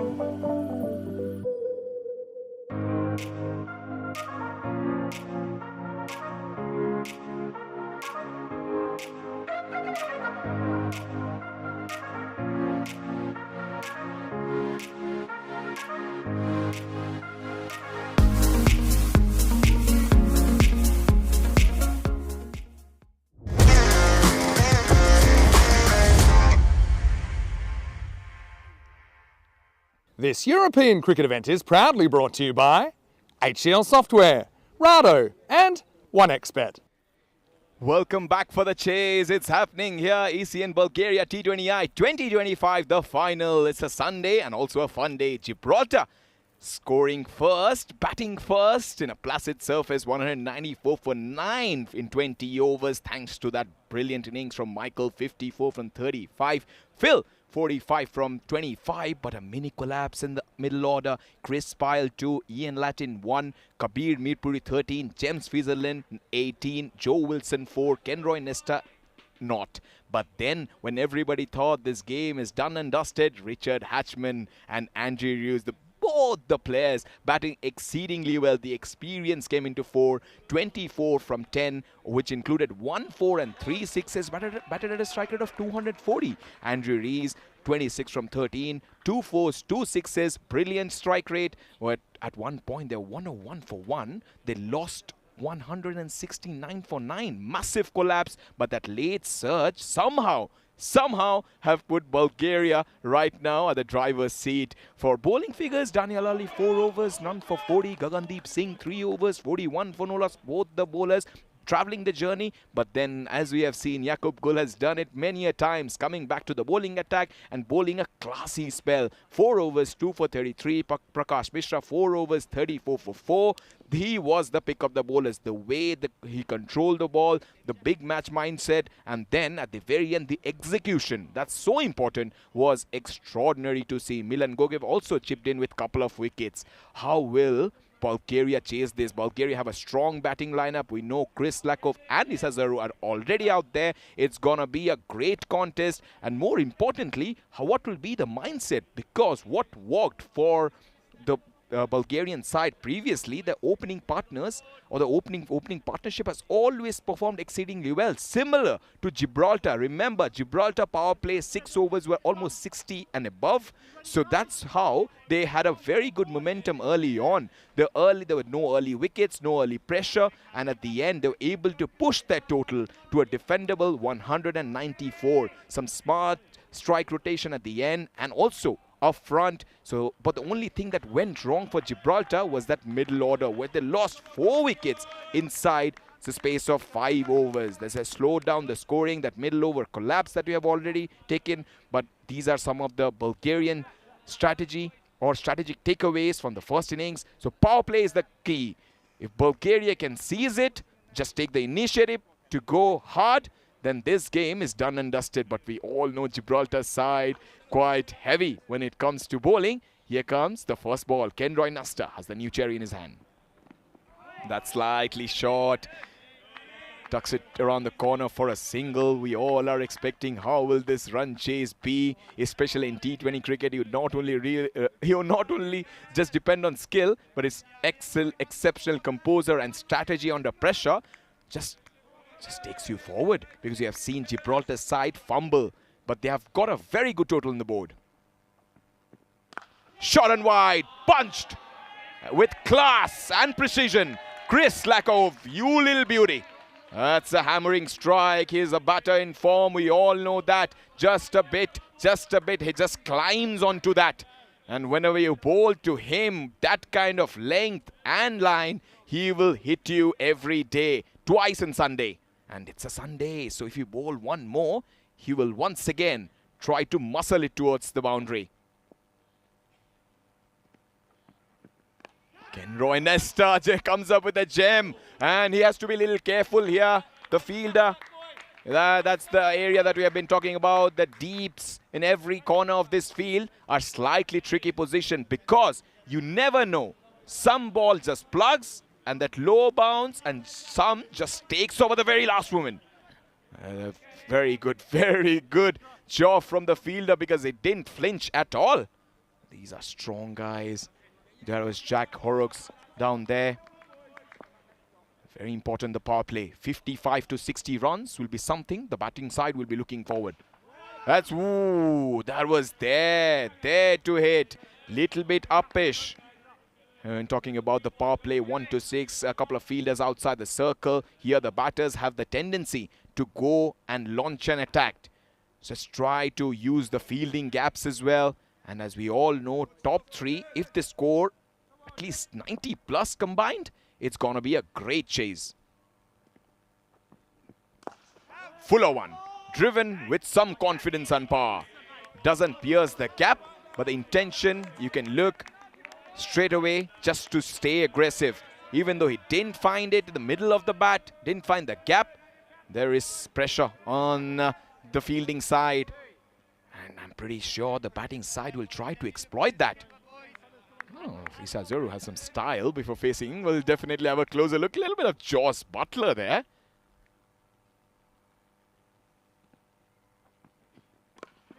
And Kenroy Nesta is someone who will be persistent with his line and length because he knows this is a presser chase and he will try to exploit all the variations that he has, especially inside the power play.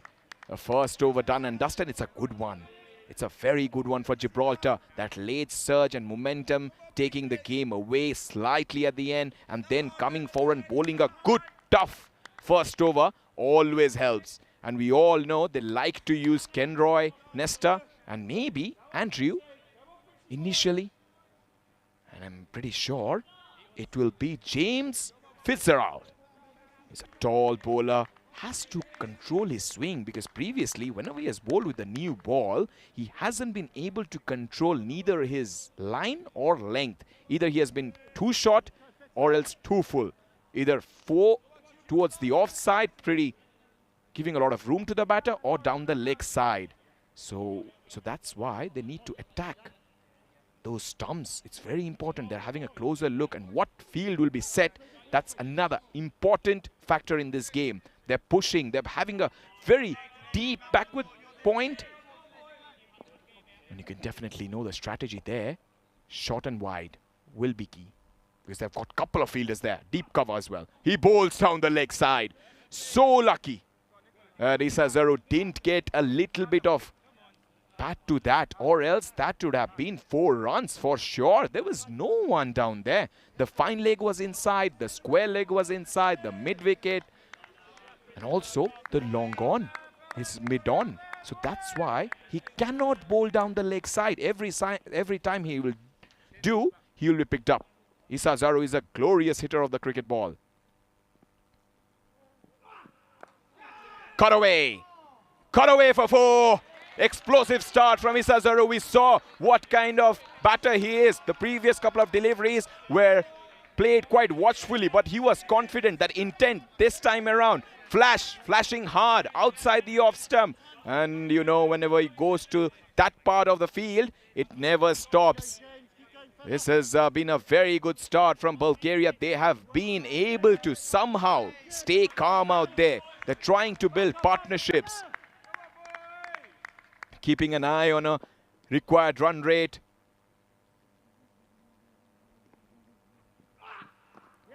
And here James just bowls it slightly, but still I'm not so convinced about that line, because if Issa Zuru picks up the length quickly, yes, there you go. He just practices that shot. Next time he bowls, he will be picked up, because I was thinking you have got no protection whatsoever. And there, bowler has bowled a delivery which was going in and in the slot, and straight away Issa Zuru just waits. 1, 2, 3, and then he just yeah, there you go. He knows that there is no protection, and he is someone who will go berserk if it's down the leg side. He goes berserk. That's humongous. Once again into the car park. That's such a ferocious hit from the right-hander. He waited a lot, and that's thumped. And that's a free swing of the bat. And whenever he connects, it just stays hit. That's how he will play the final. He will remain positive. He won't panic, even after a dot delivery. That's why the loud body language is so important here. And we all know that's a high emotional stakes as well. One bad over can change the momentum. That happened in the first innings. That 10th over, Prakash Mishra changed the whole complexion of the game. That's a glorious stroke once more. This time down the ground for 4. This is class and authority from the right-hander. And that's a sumptuous strike.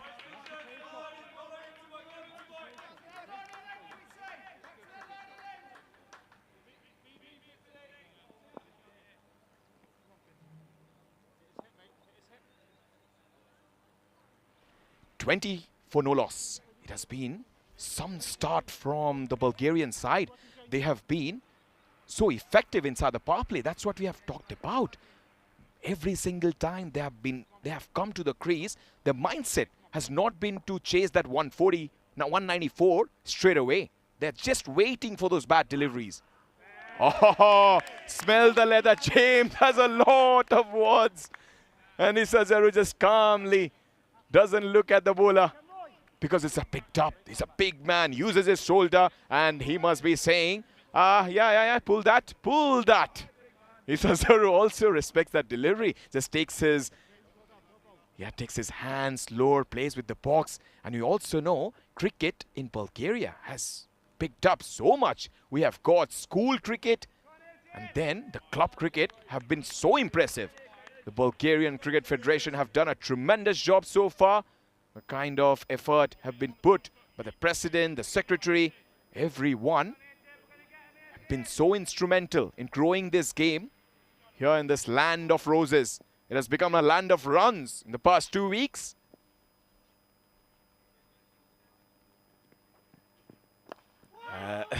Short delivery, and Prakash Mishra also will need to take a lot of credit for that. He has tirelessly worked for the growth of the cricket in Bulgaria. He's known as Mr. Cricket because he's all 360. He is everywhere.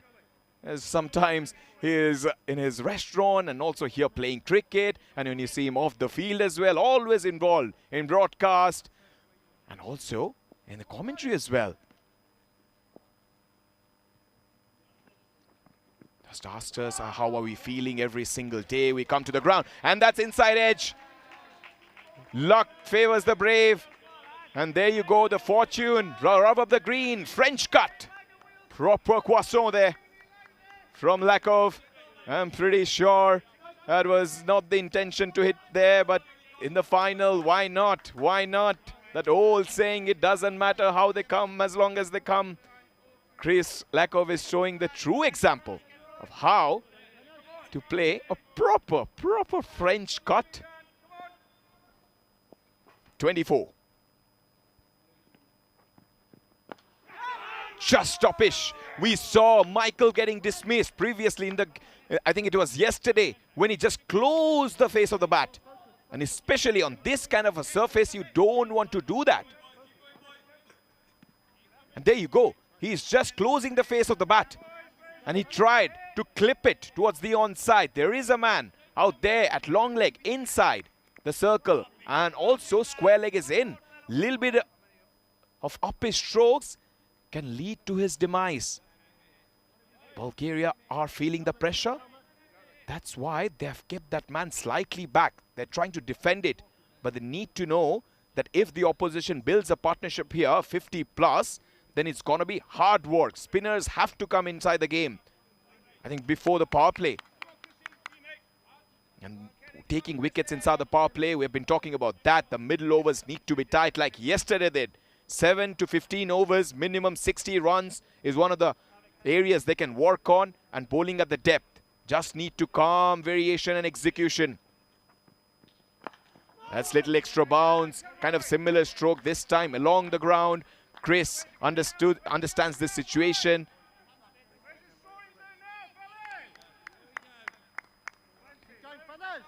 Also, Chris Pyle is standing up to the stumps. He's a terrific wicket keeper. So natural. The glove work has been fantastic from the right-hander.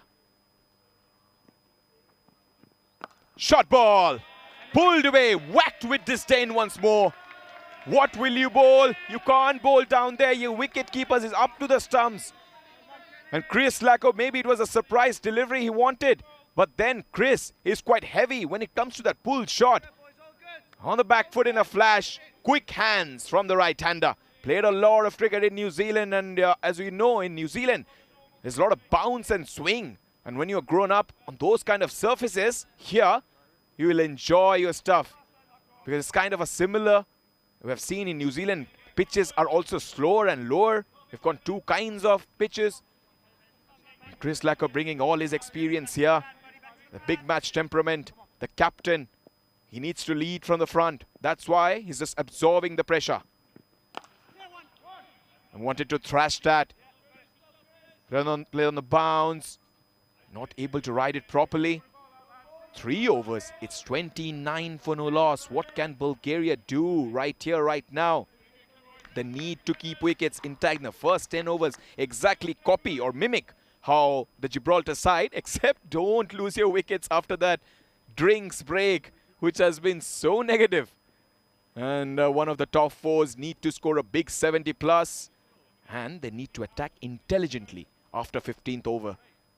If the game goes that way, because you have seen some of magic innings, magic knocks in fact, the whole batting order has performed exceedingly well. Those last 4 overs, I somehow felt the momentum is going away from the Bulgarian side. 10, 13, 8 and 16. And when you're in a final, when you have got your number 9, 10, 11 scoring, it just picks up that range and picks up that ante every single time. And fielders are more energetic. That's calmly played, carved towards that man.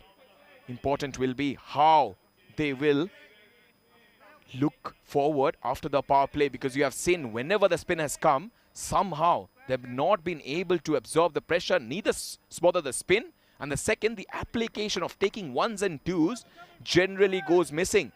That's why we just spoke how Bulgaria and Gibraltar, when they first met, that match Gibraltar went comfortably. The second one, Bulgaria won.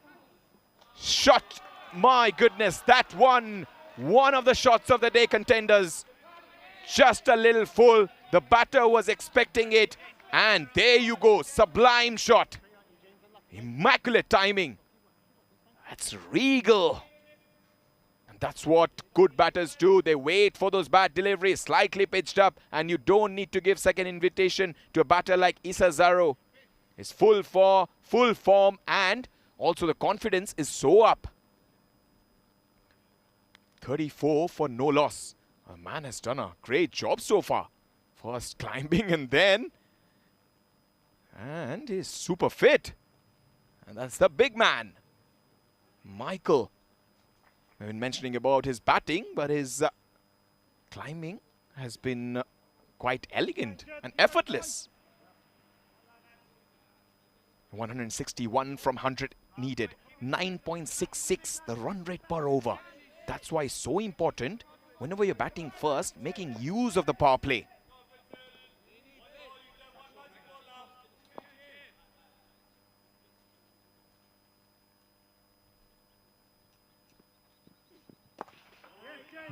Didn't time that because it was fuller and he was expecting the ball just to dip a bit and he could have gone straight. Yeah, his shot was over mid-off because the fielders are inside the circle. That's why. Here, there is a deep cover. Phil has been able to patrol that boundary, and there is a deep third.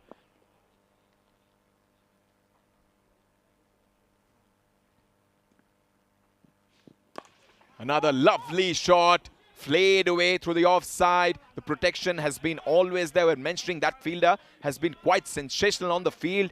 But right now, as you saw, the fuller deliveries can travel the journey. It's just that James have kind of rolled his wrist behind that ball. That's why it slowed a bit. And the heat has picked up. The batters are enjoying their time.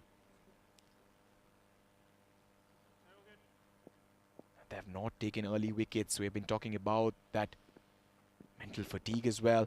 Clipped away. That's gloriously put up for 6. Chris Lakov, you little beauty. Such a silky, smooth shot. That's poetic. Just a flick of the wrist. The ball disappears. The balance and so much of delicacy. 3.5, 41. Chris Lakov is enjoying his outing here. Bowlers are feeding him with deliveries, which he loves. That's down the leg side. He's clipping them off to the fence with utmost ease.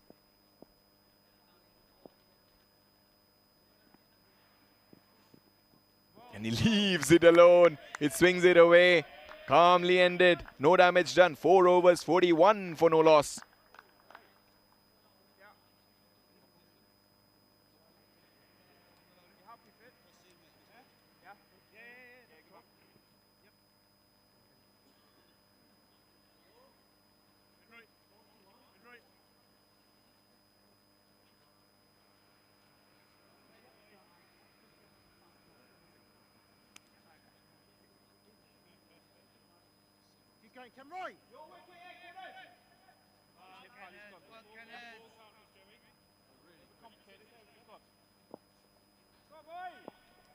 "41 in 4 overs. Great start it has been. Slightly short. This time, even though he dispatches, it hits it straight. But I'm so baffled with this kind of a decision. Why not bring the spinner inside the power play? You have 3 top spinners. Joe Wilson. The second one is Kabir. And also the third one is Andrew, the mystery spinners. And slightly defensive captaincy for sure. Cut away for 4. We have been talking about his silky smooth touch. This time he shows his panache at the crease. Chris Lakoff is enjoying his outing here. Waits for the ball, then just taps it. Steers it towards that man. And the man had no chance. The ping of the bat is so exceptional. It has been a glorious start for Bulgaria. 46 for no loss. 149 needed from 94. 9.51 required rate. In the power play, they needed some score of 55 to 60. They've been used to get these kind of shots. In fact, get this used sort of starts inside the power play. And they're using those fielding gaps, attacking with control. If you see this, without breaking a sweat. Chris has moved to 25. Issa Zaru is enjoying his time. 21 from 13. The mindset, they're not looking at 194. They're just trying to stay aggressive and hunting for boundaries. Ah, so close, so close. Could have easily dragged that onto his stumps. We've talked a lot about the skill, but this is an excellent composure from the wicket-keeper. He's not been baffled. Because sometimes it can be very hard to keep up to the pace of Kenroy Nesta. He's not a dipply-topply bowler. He's a proper medium pacer. For that reason, I mentioned that it's such a difficult job to keep in front. This is the final of ECN Bulgaria T20I 2025. You're watching the chase here. 2 master batters are doing it for Bulgaria. Shot ball! So close! That's one more improvised shot. That's delicately guided, so well placed, perfectly timed. And that's punched for 4. Eye-catching stroke from the right-hander. The timing has been so sweet from the right-hander. Every single time they've been bowling short in around that off-stump region. He's been so fluent.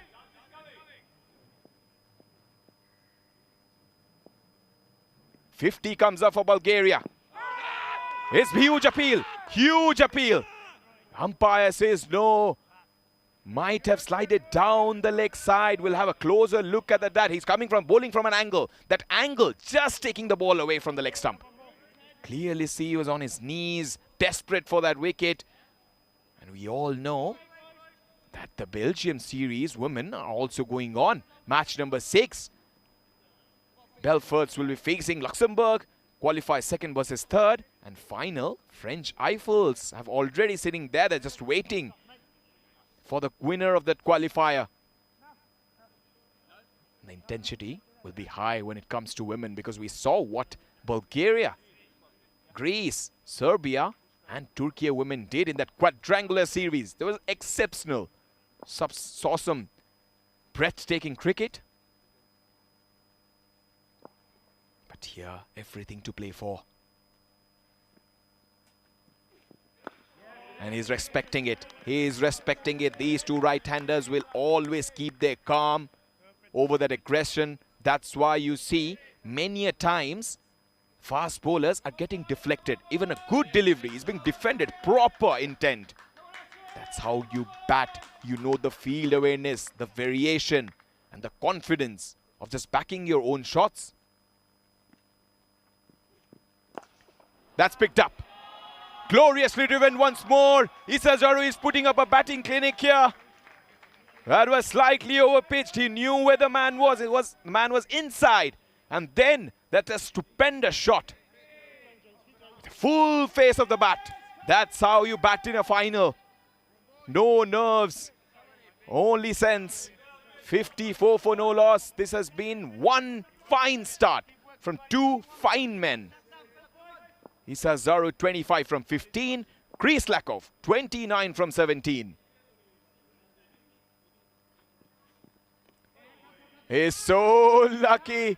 He could have easily gone to the boundary, but the wicketkeeper did well. That's a good, almost a good take there from Chris. Wide given. The batter had nothing to deal with that, but the wicketkeeper had so much work to do. Just a little bit of glove, just saved 4 runs.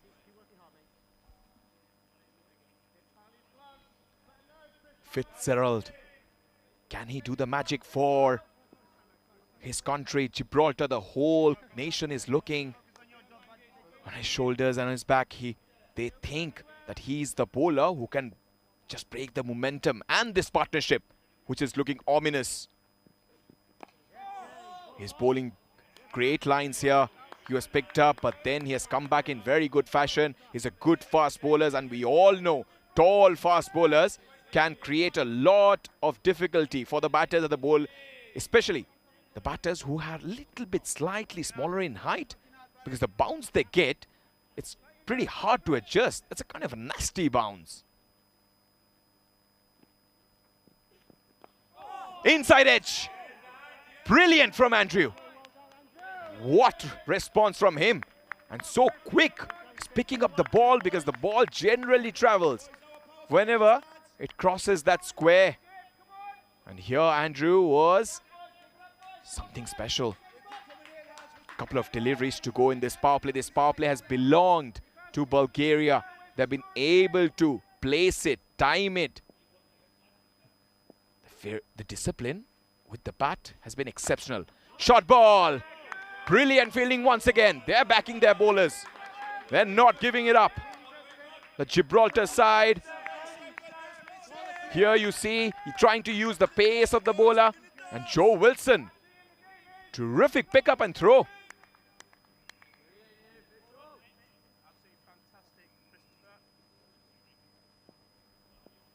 Final over. Final ball of the power play.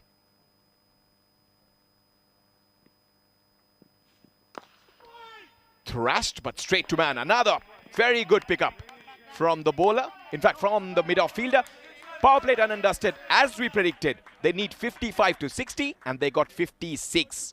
And we all know about Gibraltar's cricket strength, their aggressive top order, what a tournament it has been. Their fearless approach in the first 6 overs have been terrific in this batting-friendly ECN pitches, because the way Phil and Michael have provided starts, that the power play going after the bowlers have been incredible. They're capable of scoring quickly and setting the tone, and they've done it many a times.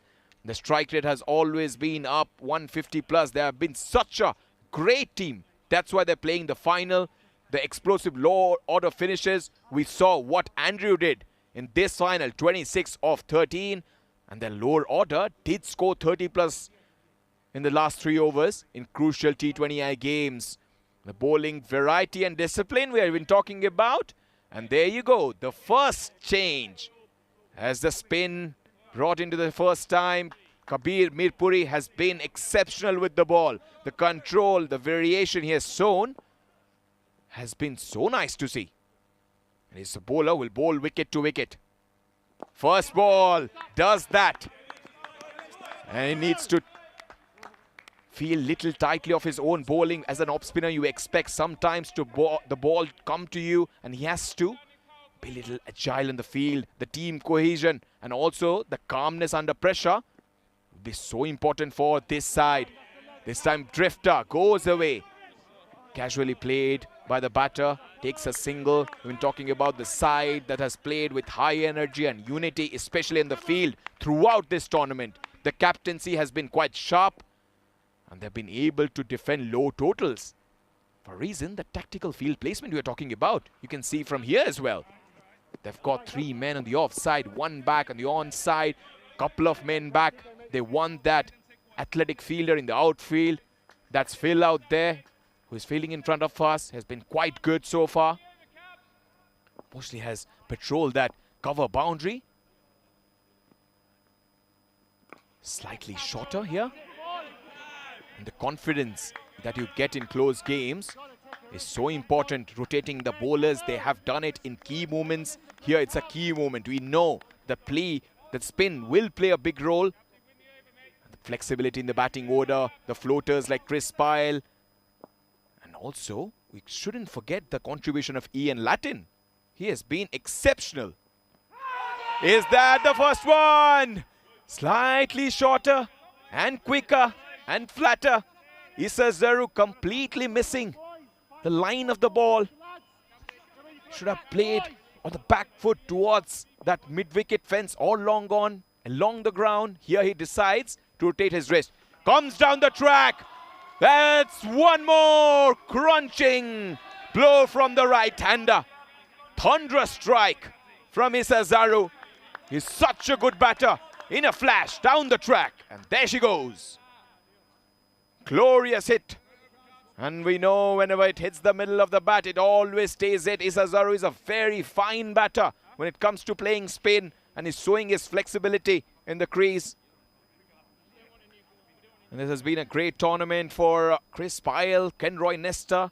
Brilliant with the ball. New ball, he has been able to just bowl that nagging line and length. Has been so successful. All the players who have played in this tournament have somehow been able to contribute. Jack Hurks as well, that boundary that he scored. Andrew Reeves, we've been talking about him. 26 from 13. Richard Hatchman, so crucial knock. 3 sixes, 1 4. Kenroy Nesta in this ball. Joe Wilson previously winning the game for his side. James Fitzgerald with the new ball. He's been able to swing it in and away. Kabir Mirpuri, Ian Latin, the skipper, the Captain Marvel, Chris Pyle, excellent.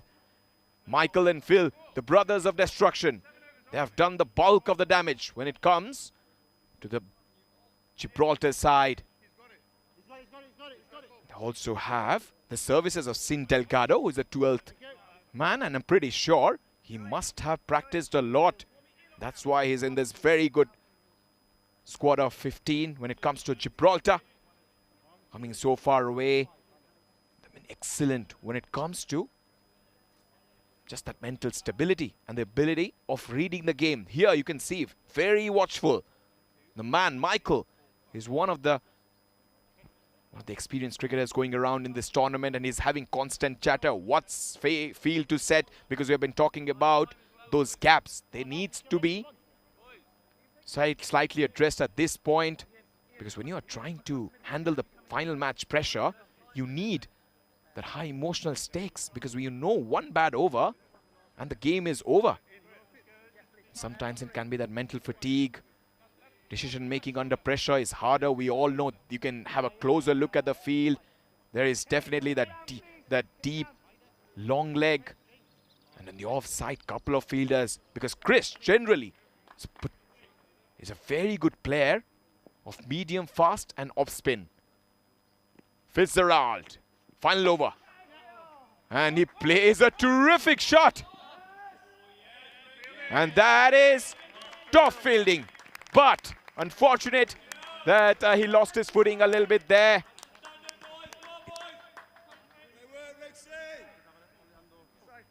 And that was just crunched from the right-hander. Pretty good job there from the fielder. Excellent. They get 2. That's clipped. Once again. That might race to the fence. One more. Ian Latin, who else?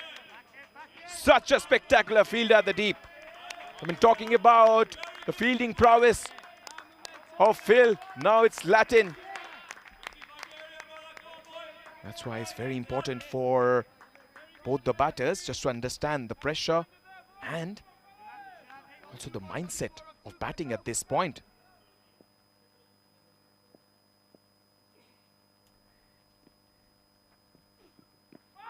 Oh, wrapped with the pads. Missing leg, missing leg. Huge moment in this game. If you can see that, there he's rolling his fingers. Medium fast bowlers on this surface have done a good job. We saw it when Gibraltar were batting. These kind of bowlers who bowl wicket to wicket. First we saw Prakash Mishra, 4 overs, 4 for 34. Zirak, 1 for 26. Millen, 2 for 20. They were the main bowlers when it comes to destroying this batting lineup of Gibraltar.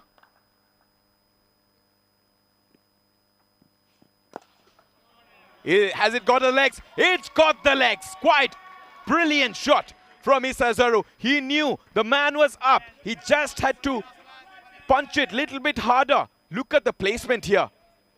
Immaculate timing. That's one audacious shot from the right-hander. Because generally, batters tend to play the back foot, take singles. He knew he's reading the field. And this time he goes right back. This is proper batting clinic, as I mentioned. Issa Zaru is putting on a show here in the final. The previous one, it's kind of similar delivery, slow one, hitting it straight. But here, little back of length. That's the little clue that you get with the bowlers run up, with the bowlers change in pace. He's trying to bowl seam up. Needs to find something different. Final delivery of his spell. He has been thrashed for 6. Brilliant in once again from Chris Lago. Chris Lago was waiting for it. And he is so calculative at the crease, so inventive. Watches it and just smokes it to the fence. These two batters are making it so easy. That's a ridiculous hit. And also a ridiculous start under pressure. 8 overs, 82 for no loss. And you can see every single time the pressure has been on, these two batters have performed exceedingly well. And they've handled the final match pressure so gloriously. That's why you see all the field changes are happening right now. But then, as a bowler, you need to back yourself as well. Because the pitch, you know, is slow, it's turning, so flat. Bowling flat is such an important thing to do right now. He's bowling it slightly fuller, and he has been picked up. And importantly, we have been talking about playing late, and just a little extension of that. In T20 cricket, it's a power game, but these two batters are exploiting the field placements. Just we saw in the previous one, the mid-on was up, he went over. Just like that, smothering the sprain, and fielders are spread out, especially in front. That's why they're just steering it. So hitting it, punting it down the ground. And these turns just dots into singles and twos. That's just rotating strides so effectively. That's crunched through the covers for 4. That's gone like a tracer bullet to the fence. Issa Zaru, we've been talking about his class now. He shows his power. What technique he has. Goes back, thrashes it.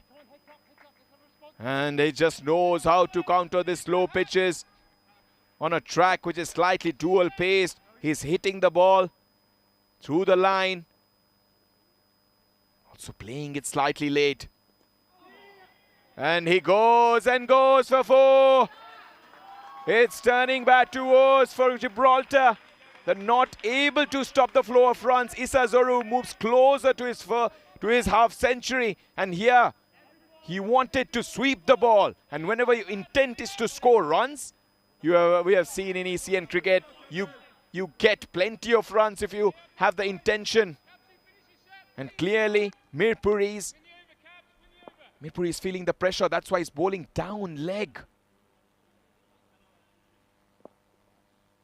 Neutralizing the spin here. We're talking about neutralize. He has just come forward and bunted it. And in these kind of conditions where it's just a bigger risk to play in front, these two batters have done it quite effectively. We saw those dismissal when Gibraltar batters were playing. They're not able to get the full face of the bat. Here, the placement has been so terrific. Just tucking it around the corner because they know that the field has been spread. We just need to glance, flick, and the soft hand block as well. just absorbs the pace. And that's 9 overs, 94 for no loss. This is where things became pretty ugly for Gibraltar. As you mentioned, they were 100 for up. They had a better start than that. And against the spinners, they just were not able to show their game. Prakash Mishra took 3 wickets exactly right now, right here in the first innings. Plenty of discussion, chatter going around, and the big story that we know that Italy has qualified for the World Cup. That has happened yesterday, and we mentioned it many a times. But why not qualifying for a T20 World Cup 2026 as an European nation who is so good in football and all sports? It's just a tremendous act. Unbeaten in that sub-regional stage. Knockout performance has been so nice against Romania. They won by 160 runs, showed depth and firepower. This is a big moment in this game.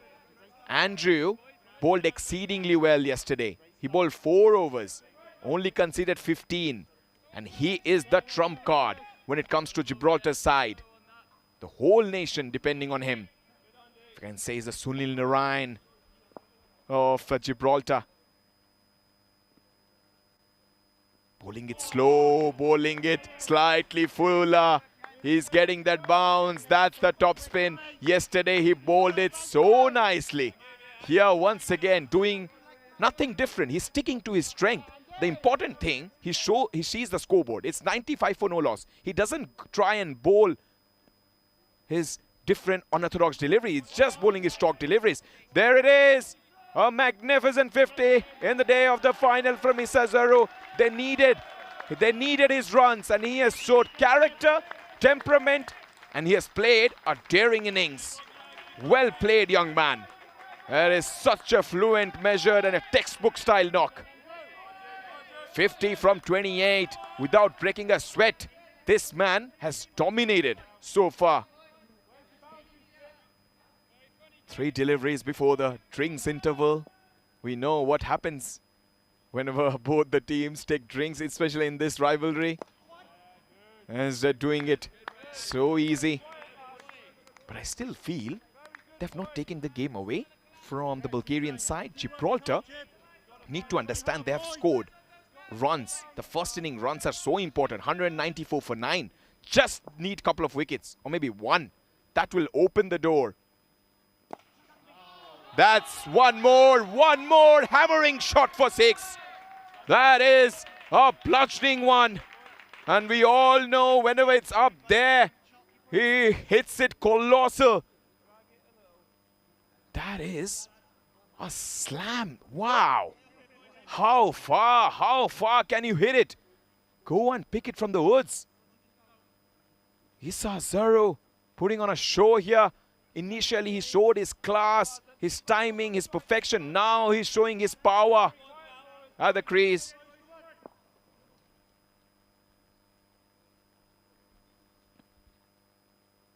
Isazaru waits. Isazaru carves it over point for 4.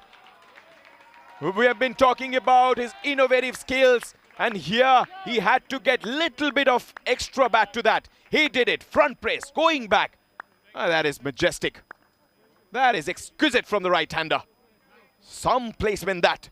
10 overs, 100 comes off. 107 for the loss of no wickets. They have 10 overs to bat.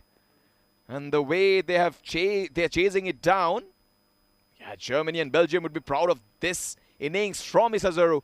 4, 5, 6, 7. We have got 4 games here.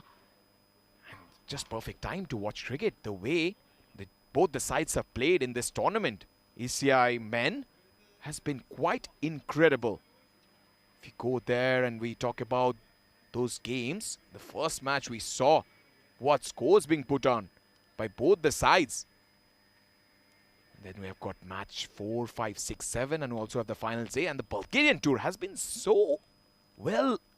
It has been amazing, I would say, and running out of words, because when I came in, ECS Bulgaria was happening, did cover the finals game, was very good with Rico Full and the team. They're so welcoming, 6 domestic teams. Sofia, They lost that final. Revens winning it. Then after that, it was ECN Bulgaria T20I. We got 3 games in a day. It was quite a challenging one, but we survived. Turkey winning that quite convincingly at the end. That last wicket partnership, highest in the world.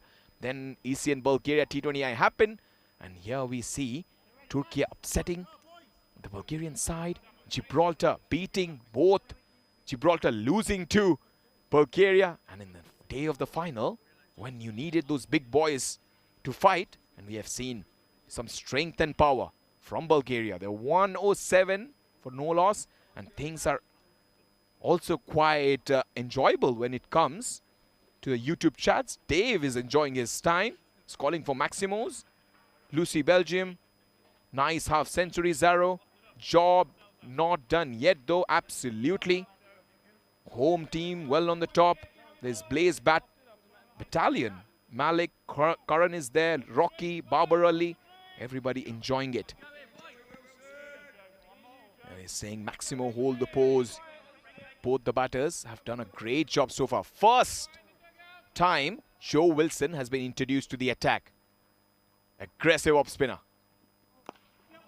And he's someone who will play a big role. We know what spinners do, especially in the middle overs. They cram the batters for the room. They choke Prakash Mishra. And also, importantly, how well Chugtai bowled in that first innings.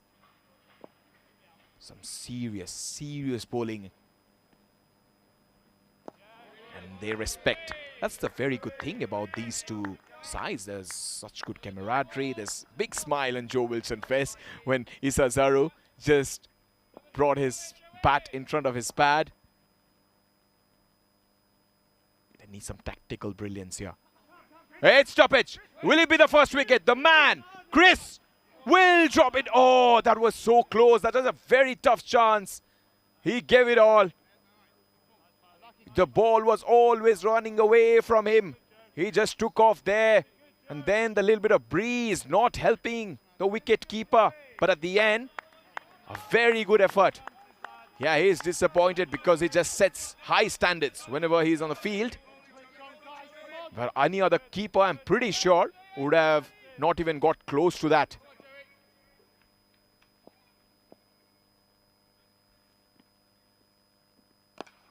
And he has been pulled. Oh, yes. Good job from Latin, the skipper. Oh, you have seen yesterday him doing some acrobatic stuff. And there you go. There you go. It's perfect for gymnastics. Isazaru, 61 from 32. Matchup in his favor. Just a little bit up. We saw yesterday Fahad getting dismissed. Similar kind of a stroke where Mirpuri was hunting down for that catch. And here, Joe Wilson, first 5 deliveries, has been exceptional. This is great bowling so far. It made that fast change as well. Comes to building pressure. Comes down! Ferocious hitting continues here in Sofia. That's another powerful stroke. Belted down the ground for 6. Into the orbit. That is such a sweetly timed stroke. Dances down the track. Had to get a lot of elevation and distance. And it does it in glorious fashion. Gibraltar, 4 matches, 3 wins, 1 loss. Have they picked early? Somebody can say, yeah, but you had to win as well just to be there. But then this final is slightly testing their nerves. But both the bowlers who are at the crease, they can definitely bring this back. For the Gibraltar side. Oh! Just over that left hand. Because sometimes it just gets... Oh, might have got a little bit of heel of that fingers. Because it's very important just to do that perfect jump. Andrew Hughes has done everything right in this tournament with the ball. He has been so brilliant. Over the top this time. That is one of the audacious shots you will see. Here, he just uses his hands to put that. This is sublime batting. He waits and then delicately plays it over Very well placed. And the balance has been so perfect. Isazaro needs 29 for his century. Bulgaria needs 74 from 52. This has been batting of the highest order. 74 from 52. We mentioned that these two batters will be crucial. And they have done it. And with the utmost ease, they're chasing this target. That is drilled. That's very hard. Be very honest. Andrew, good for him that he's still trying to stick his left hand out. It's close. Very close. This just gets sometimes stuck. You don't really have the intention to catch, but many a times you have seen it. But this Gibraltar side, they're pretty tight unit in the field as well. And it's one of the strokes that Chris has been trying last couple of overs. It's better off, why not to play straight? Because it's a straight delivery. He's trying to play the cross-batted heave. And you don't want that when it comes to Chris Lackoff's game plan. He needs to stick a little bit more. And here it's a better one. Even though he's going against the turn, he's presenting a lot more face of the bat.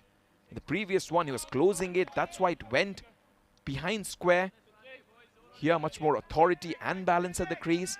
But he needs a couple of runs. He has batted extremely well. Isazaro, 72. Chris Lackoff, 48.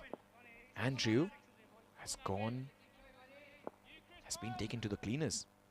Honestly, the way he has bowled has been quite effective in that middle overs. That's one more shot with full of class and authority. 12 overs, 124 for nil. That's why Bulgaria will be so happy to chase this target, because they've got two outstanding batters at the crease. The mentality is always there to go for those big hits, and they're not forcing themselves. You see, they've been so swift in terms of running between the wickets and also pacing this chase. 6, 14, 9, 12, 9. There's a couple of runs in 6 there, and then 18, that big over, 12, 13. So they got big in that 18, 12 and 13. And after that, they've kind of slowed down. That's a perfect way of chasing this big total. Expect a big bouncer. Whenever we have seen Joe Wilson, he has surprised us throughout this tournament. When we didn't expect him to bowl that bouncer, he did. When we expected him to bowl the bouncer, he doesn't. So he's keeping everyone in the edge.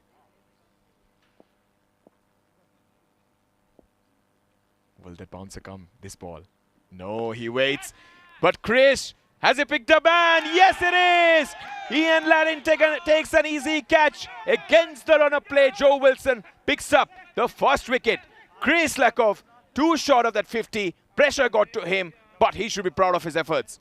It was pitched up. There, bat turning on his hands, closing the face of the bat. And he was so devastated and just angry. Why did I play that shot? But young man, you have played a great knock under pressure. 48 from 36. Just only 15 dot deliveries with 5 fours, 2 sixes. His strike rate was up, but it was just the time they needed that wicket. And Gibraltar, a spring in their step. And they needed that measured one, and they got it. And we never see who is walking out there. There's one more big hitter. One more big hitter. Milan Gogev. We know what he can do, especially with his explosive stuff. That's why all the Gibraltar fans will be slightly nervous. Because in a big match, we're talking about how to chase this how to pace this chase. There's too many chases that I had mentioned before when the first ball was bowled in the second innings. First 10 overs, 95 to 100, and the next 10, 95 with wickets in hand. Right now, the first 10 have been tremendous. Second, they have to be a little careful, because at this kind of a situation, you can easily lose a lot of wickets. You can freeze, and the nerves can get the better of you. The middle overs are so important, 7 to 15. Don't target 80, 90, target 60 to 65. Rotate, strike. They have done a pretty good job. Target that 5th or 6th bowler. That's a nice one from Joe Wilson. Joe Wilson has just elevated his game in this final. That's why he's bowling with a lot of class, a lot of precision. He's just walking back. He's cool, playing it so cool here. He understands the situation. That does take a little bit of time off. And that jack back in. This is off spin at its best. When talking about what will be the mindset of the bowler with short boundaries on, he hasn't flinged at all. He hasn't been nervous. It's saying one is there. He's just walking back. He's not just taking it so quick. Sometimes bowlers can rush. Wow, is that a wicket? Is it back-to-back wickets? That is so close. He was deceived by that outside length. He was tempted. He went for that big shot, but that leg was way in, way in. Very good stumping. The lightning when it comes to wicket keeping. So Gogev is slightly losing it here because he's feeling the pressure, and dot deliveries never helps. You always feel that I am the man. And what discipline with the ball so far from the Gibraltar side overall. If I speak about the wides, they've only bowled a couple of wides. Extras have been 3. Top stuff in the final. When you talk about the other one, they bowled 5. And 1 no ball as well. Oh, that's the undercutter that he bowls so nicely. Doesn't bounce. That's why Gogev was beaten. You watch that. Undercuts the ball.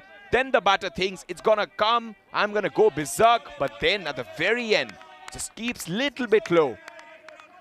We're talking about game-changing, individual game-changing moments. Joe Wilson is spinning his team to a very good situation. He's looking lethal at the bowling crease.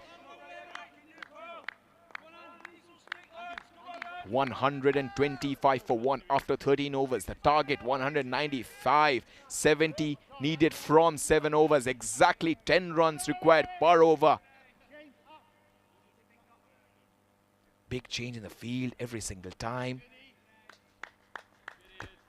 A new bowler or the same bowler comes, they've always somehow been able to keep it simple at the bowling crease. Here he gives a little bit of room, and he has been crunched. And again, this one is a very good effort down there. It's not Phil, it's Kenroy Nesta. We've been so used to seeing Phil out there, but here Nesta does a great job. Because the ball was flying. Gogev will look to attack, but we have been speaking about the brilliance of Andrew. He's someone, it's not so easy to hit those big shots against him. Keeps the batters at check all the time. Oh, this is brilliant stuff once again. Just bowling it wide, not bowling in the range of Gogev. Gogev has played so far 4 dot deliveries. Just waits and waits and waits, and that's a wide. Oh, just close, just close. Terrific effort there from the man. I'm pretty sure it was Jack. That was played so powerfully. We know up spinner's control has been so nice, and here you see the deception in flight and dip, that subtle variation causing that mistimed shot. He goes. That's a monstrous hit for 6. And he is someone who always backs a punch. And he has smoked it. That's gone a long way. It's a blistering strike. He was up there, he waited. That's a catch 1-6. That's how he picks his off spinners. His matchup is on, it's in favor, and he's making it highly effective here. This time he uses back foot to crunch it. Kenroy Nasta, tough job, misses it. Back-to-back boundaries. Gogev's nerves are settling down here. Before 4 deliveries, he was feeling the pressure. Going back, ferocious hit. And he has shown his power many a time in this tournament. It would have been a tough stop for Kenroy Nesta, but this is high quality batting from the right-hander. He's picking the length ever so quick. Picks it again. This time over and beats the man for 4.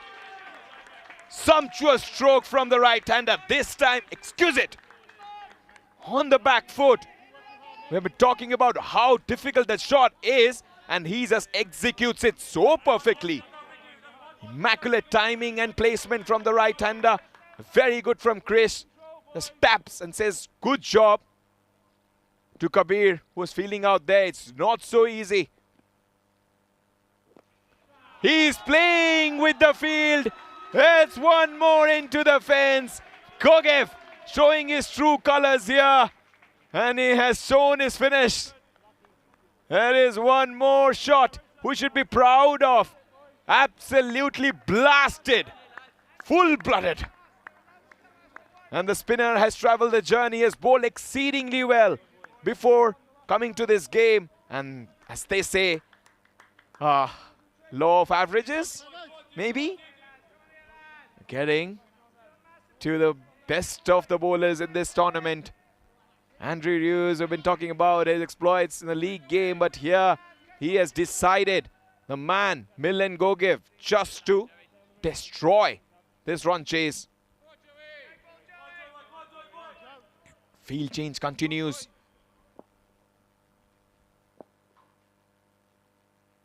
Runs haven't been easy to come for Joe Wilson. Joe Wilson has been that one bowler that the opposition has respected the most, because the kind of smart field placement, allowing the just to build pressure with dot deliveries, his arm ball which goes straight on with no turn, and that drift and dip, the 2Ds we have talked yesterday as well, the flighted delivery that moves in the air before turning. And that's the challenge in T20 cricket. Batters are so used to play those big shots, but whenever a quality spinner comes in, there's very less margin for error.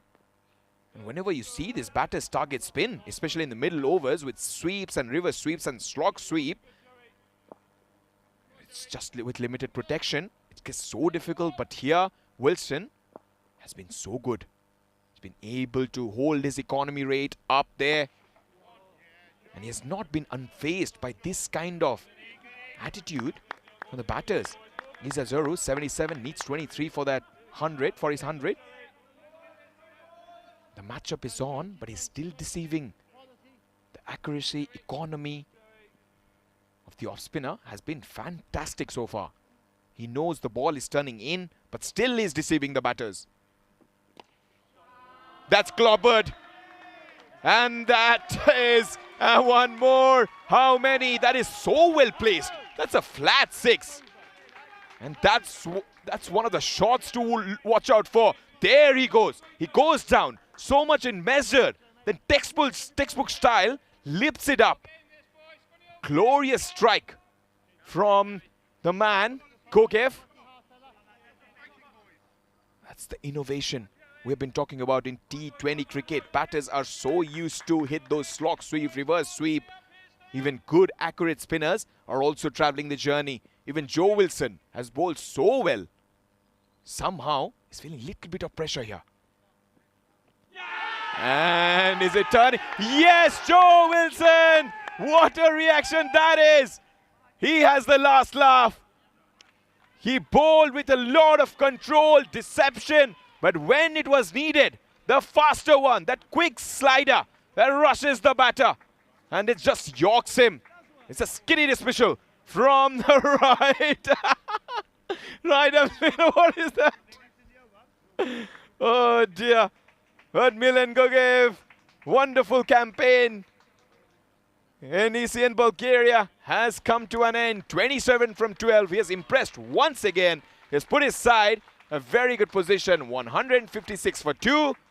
And that was the last wicket to fall. Yeah, that's kind of a little similar to Gogev. Gogev does it. It's a balloon celebration. And he has picked up from him. But Gogev, honestly, has played a gem of a knock. And when you talk about power, placement, on the man wearing jersey number 19, everybody knows what his batting skills are. Manan Bashir. History books has been written, his poems, his big summary of how he bats. And his tactic in the final, will he curb his natural instinct? Do you think so? It's a big question. Do answer in the comment section. First ball, dispatched. 1-2. Latin does a terrific job. Whenever he's up, it just goes. And here, 15 overs, 157 for 2. Joe Wilson, what was that reaction? What was that celebration? I'll definitely ask him after the match. And Germany Krefeld is just building up. Day 1, new tournament. And Cullen will be playing BFB. They've got a couple of matches when they face the Spartans as well. There's Mal and Krefeld Spartans. That's the team to watch out for with Grey Caps Aken. Match number 5, Grey Caps Aken will be facing the Lenkerberg Mals. And it will be starting 12:30 Indian Standard Time, 9 o'clock Central European Standard Time. It's already kicked off. The battle is on. The pressure is on. First ball, Manan Bashir has muscled it. How far? Far enough for 6. Towering 6 straight away.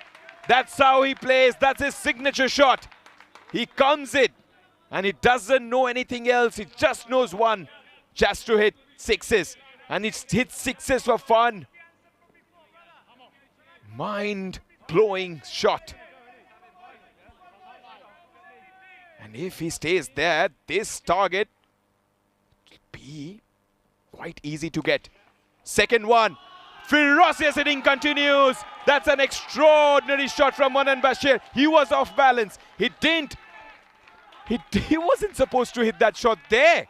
That is ridiculous hitting. And just that powerful right leg coming off and then going berserk. What power, what placement, what timing. Kabir Mirpuri. He hasn't done much wrong in this match here. Also, if you see, he's just short boundaries. Those big bats. He's a big man. Your wicket keeper, proper wicket keeper. Just watches the length and just picks it ever so quick. Kabir shouldn't be bowling in his arc. Maybe can push him back a little bit. He has the technique of doing it. Exhibited yesterday. Number 3, is it? Yes, it is. 6 fest continues. That is effortless, graceful, fluent, and perfectly timed from the right-hander. He has slammed it many a mile. And you keep on asking, how far can he hit it? And he surprises everyone. What 6 hitting skill Manan Bashir has. Big change, but what can you do here? He's hitting out of here. Big response from Kabir. Hat-trick of 6s. There he goes. He didn't just clear the boundary. He has cleared the postcode. Stand and deliver. 6 more added to the chaos. This is pure violence. That shouldn't be allowed. Police officers around should be getting tickets because he's not allowed to hit hit sixes so easy.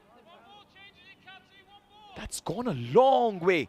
The best thing that he's doing is just waiting for the ball and then dispatching it. 4 balls, 4 sixes. His history. That's number 5, is it? Is it? Gone the distance. That's maximum with authority. Up, up, and it's gone. That ball needs a visa. It's going to different countries. The sound of the bat said it all. 5 sixes. Will he do a Yuvraj Singh here? 5 sixes. Everybody up their seat, watching this so close. It's history in the making. 5 sixes. 6 sixes in an over.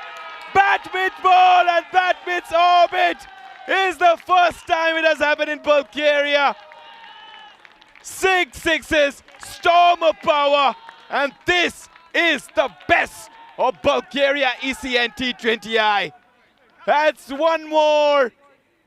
That is gone out of here. It's a clean strike into the day sky. Can you believe it? He has made history. Stand, deliver, 6 more. The sound of the bat once again. That's muscled. 3 overs, 56 for no loss. We have seen hat-trick of sixes. This is ridiculous batting. We need to catch our breaths because we saw something glorious happen here. Can you believe it?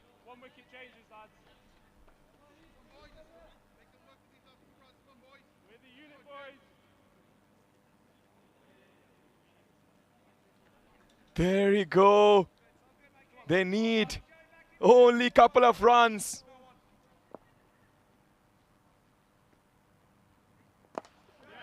And so much of respect there from Isazaru. He gives Manan Bashir to finish it off. And this will be one of the most astonishing run chases you have ever seen. In 16.1, 194 for 2.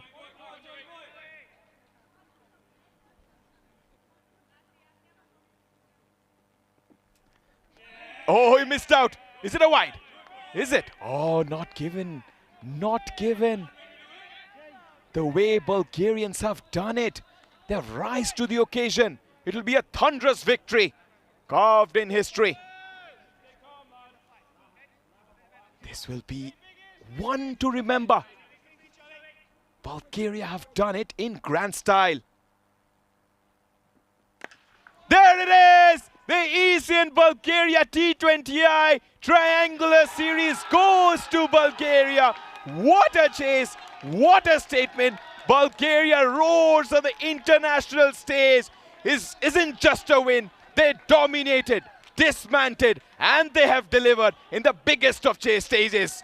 200 up, 6 sixes. Manan Bashir 43 from 9. Isazoru 78 from 42. Bulgaria beat Gibraltar by 8 wickets.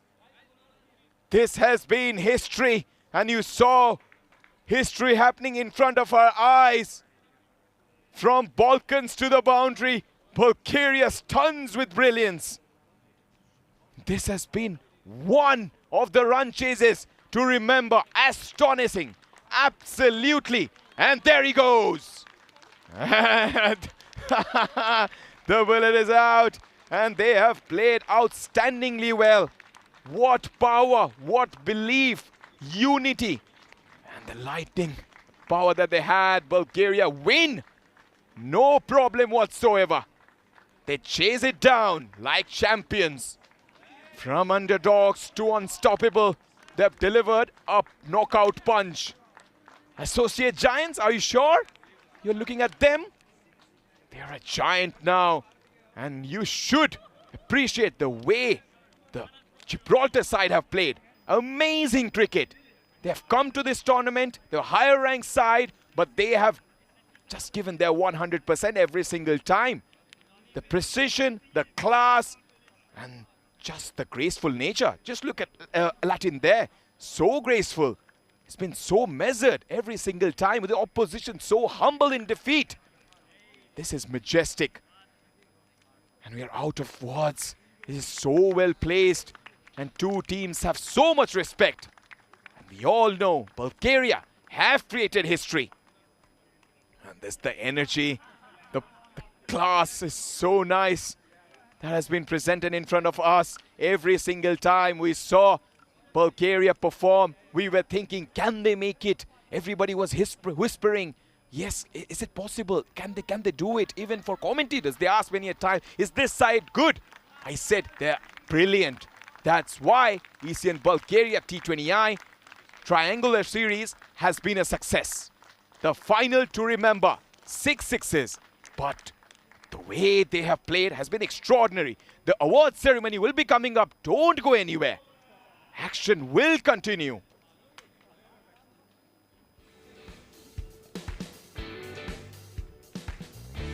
The highlights. Every ball was a highlight. When the Gibraltar side made the field, we had some kind of dominance at the bat because the late surge they had put above 190. We all know it's such a difficult way to chase that. But the way Chris and Saro batted, they made it ridiculously easy. When the ball was basically offside, they went for the cut shot. When it was full, they were able to present the full face of the bat. And when it was down there, they peppered that leg side boundary. It was short, but the hitting was so clean and crisp because every single time they just chanced their arm. This was one of the big moments in the match. There's a Zaro's catch that was getting dropped, but they're always ahead of the game. Every single time any challenge was thrown at them, they would be able to deliver it quite convincingly and so effortlessly. Those sixes came. Gogev was also played an amazing knock, and overall a brilliant batting performance. Six hitting at its purest. Manan Bashir as well. Those hitting sixes made it so easy. This was the wicket that Joe Wilson, he should be proud of his efforts. The way he has bowled, the class and the skill he has shown has been so nice to see. And the big hitting continued. Whenever he was there was always a lot of fielders watching the ball fly well over Thursday sky. And it just made it so easy for everyone. Just packed, power packed. And those sixes, that 6 sixes moment, can you believe it? It happened in front of our eyes. And he was just putting it up, 6 hitting. So it was a kind of a rage hitting that people do in the practice games. And then the winning celebration. It was special. Two teams, that game has been played in very good spirits. And we saw one team had to lose. But the way Gibraltar side have played their cricket, they should be proud of their efforts. It was a brilliant win overall. We saw what kind of batting performance just put on in the first innings as well. 190 over 4, the tail has walked, and also importantly the belief was there, the unity was there, and there was absolutely no problem in chasing that high total. They reached 200. Issa Zoru 78 from 42, brilliant innings. Chris Lago 48 from 36, quite industrious. Milan Gogev 27 from 12, he did it by his own. Manan Bashir 43 from 9 was extraordinary.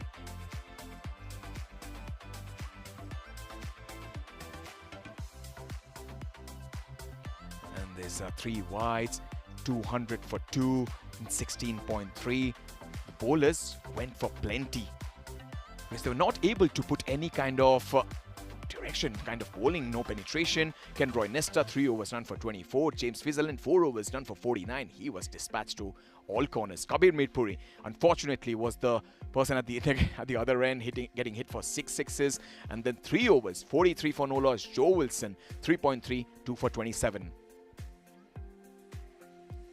And also the match summary at the end. Gibraltar scoring 194 for the loss of 9 wickets, 20 overs. At that time, Michael Reeks putting on a show with the bat, 54 from 35 wickets for Prakash Mishra, 4 for 34 in 4 overs. Excellent figures. Bulgaria chasing it, hands down, at a canter. Issa Zoru 78 not out from 42. Wickets for Joe Wilson, but the 6 sixes, the special moment came when Manan Bashir just smoked it around. Bulgaria beat Gibraltar by 8 wickets.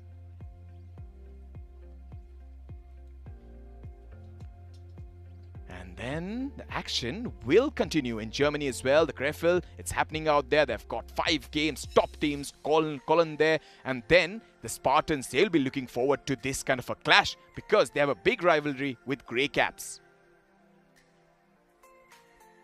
The action will continue at 12:30 from Indian Standard Time, 9 o'clock at Central European Standard Time, and at 7 o'clock because those teams have a lot of power and skill. And now it's time to take a short little break, but when you come back, you'll have the presentation ceremony.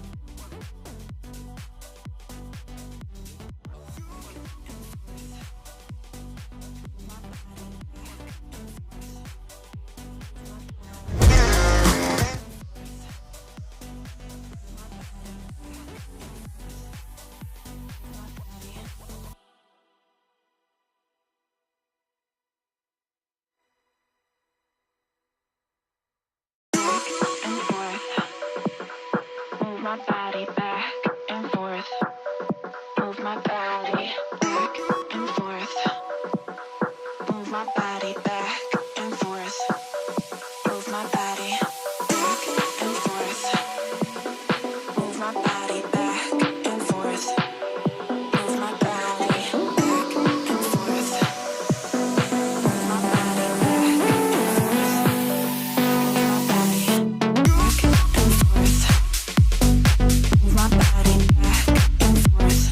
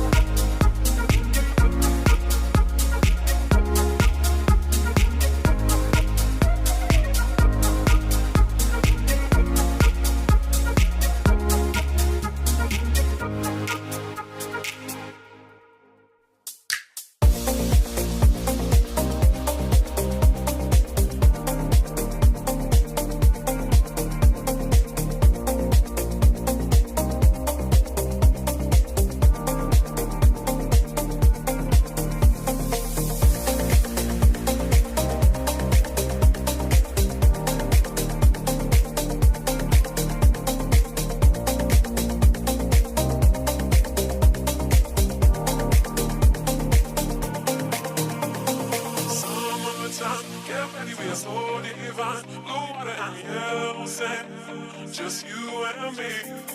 Summertime, get ready, we are so divine. Blue water and yellow sand. Let's live our dream. Summertime, get ready, we are so divine. Blue water and yellow sand. Just you and me. Summertime, get ready, we are so divine. Blue water and yellow sand. Let's live our dream. Summertime.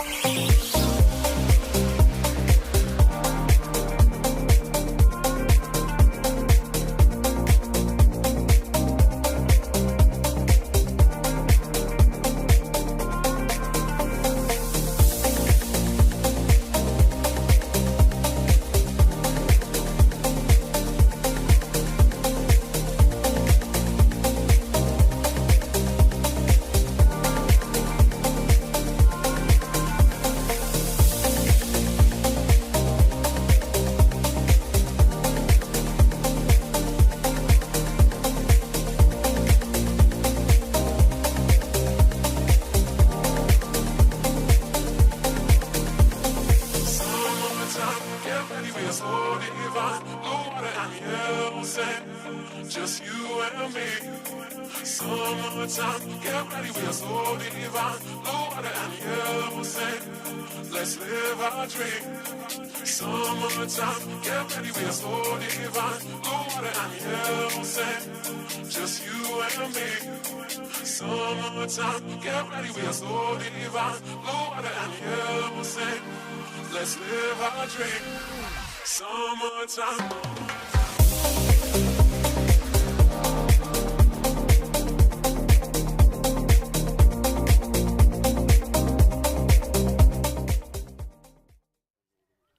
Good afternoon, ladies and gentlemen, and welcome everyone to the trophy presentation of ECN Bulgaria 2025.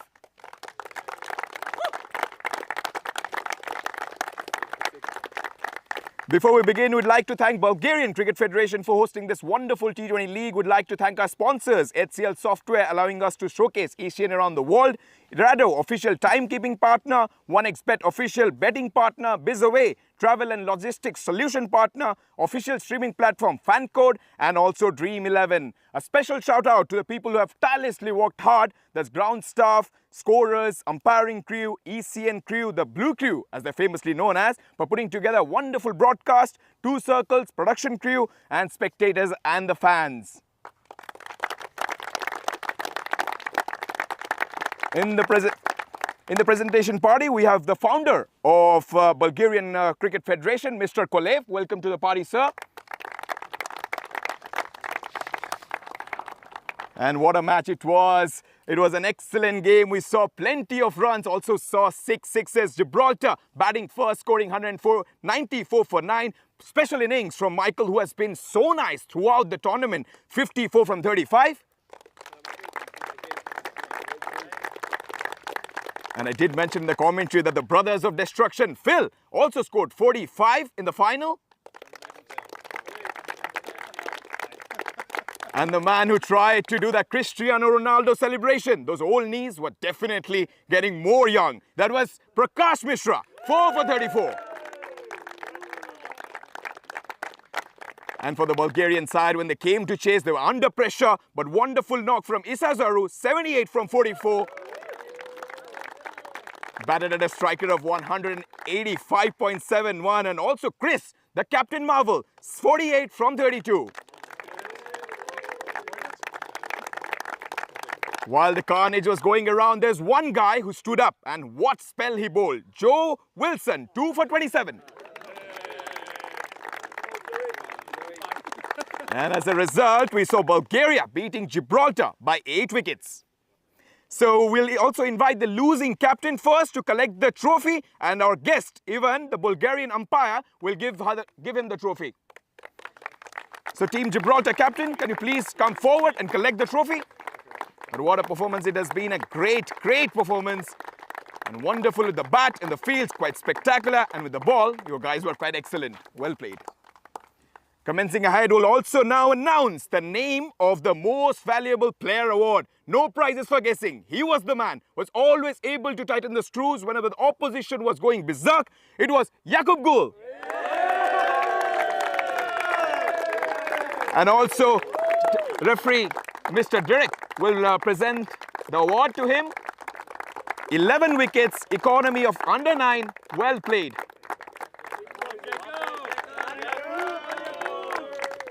And now it's time to invite the winning captain. And it was Mr. Kolev will definitely come forward and give the award to Chris. Let's show our appreciation for Bulgarian side, the way they've come to the tournament. Home advantage, doesn't believe, but the way they've performed has been stupendous. And also we have seen plenty of action so far. The action will continue from Germany. This is Shovan Ganaik signing off from Sofia.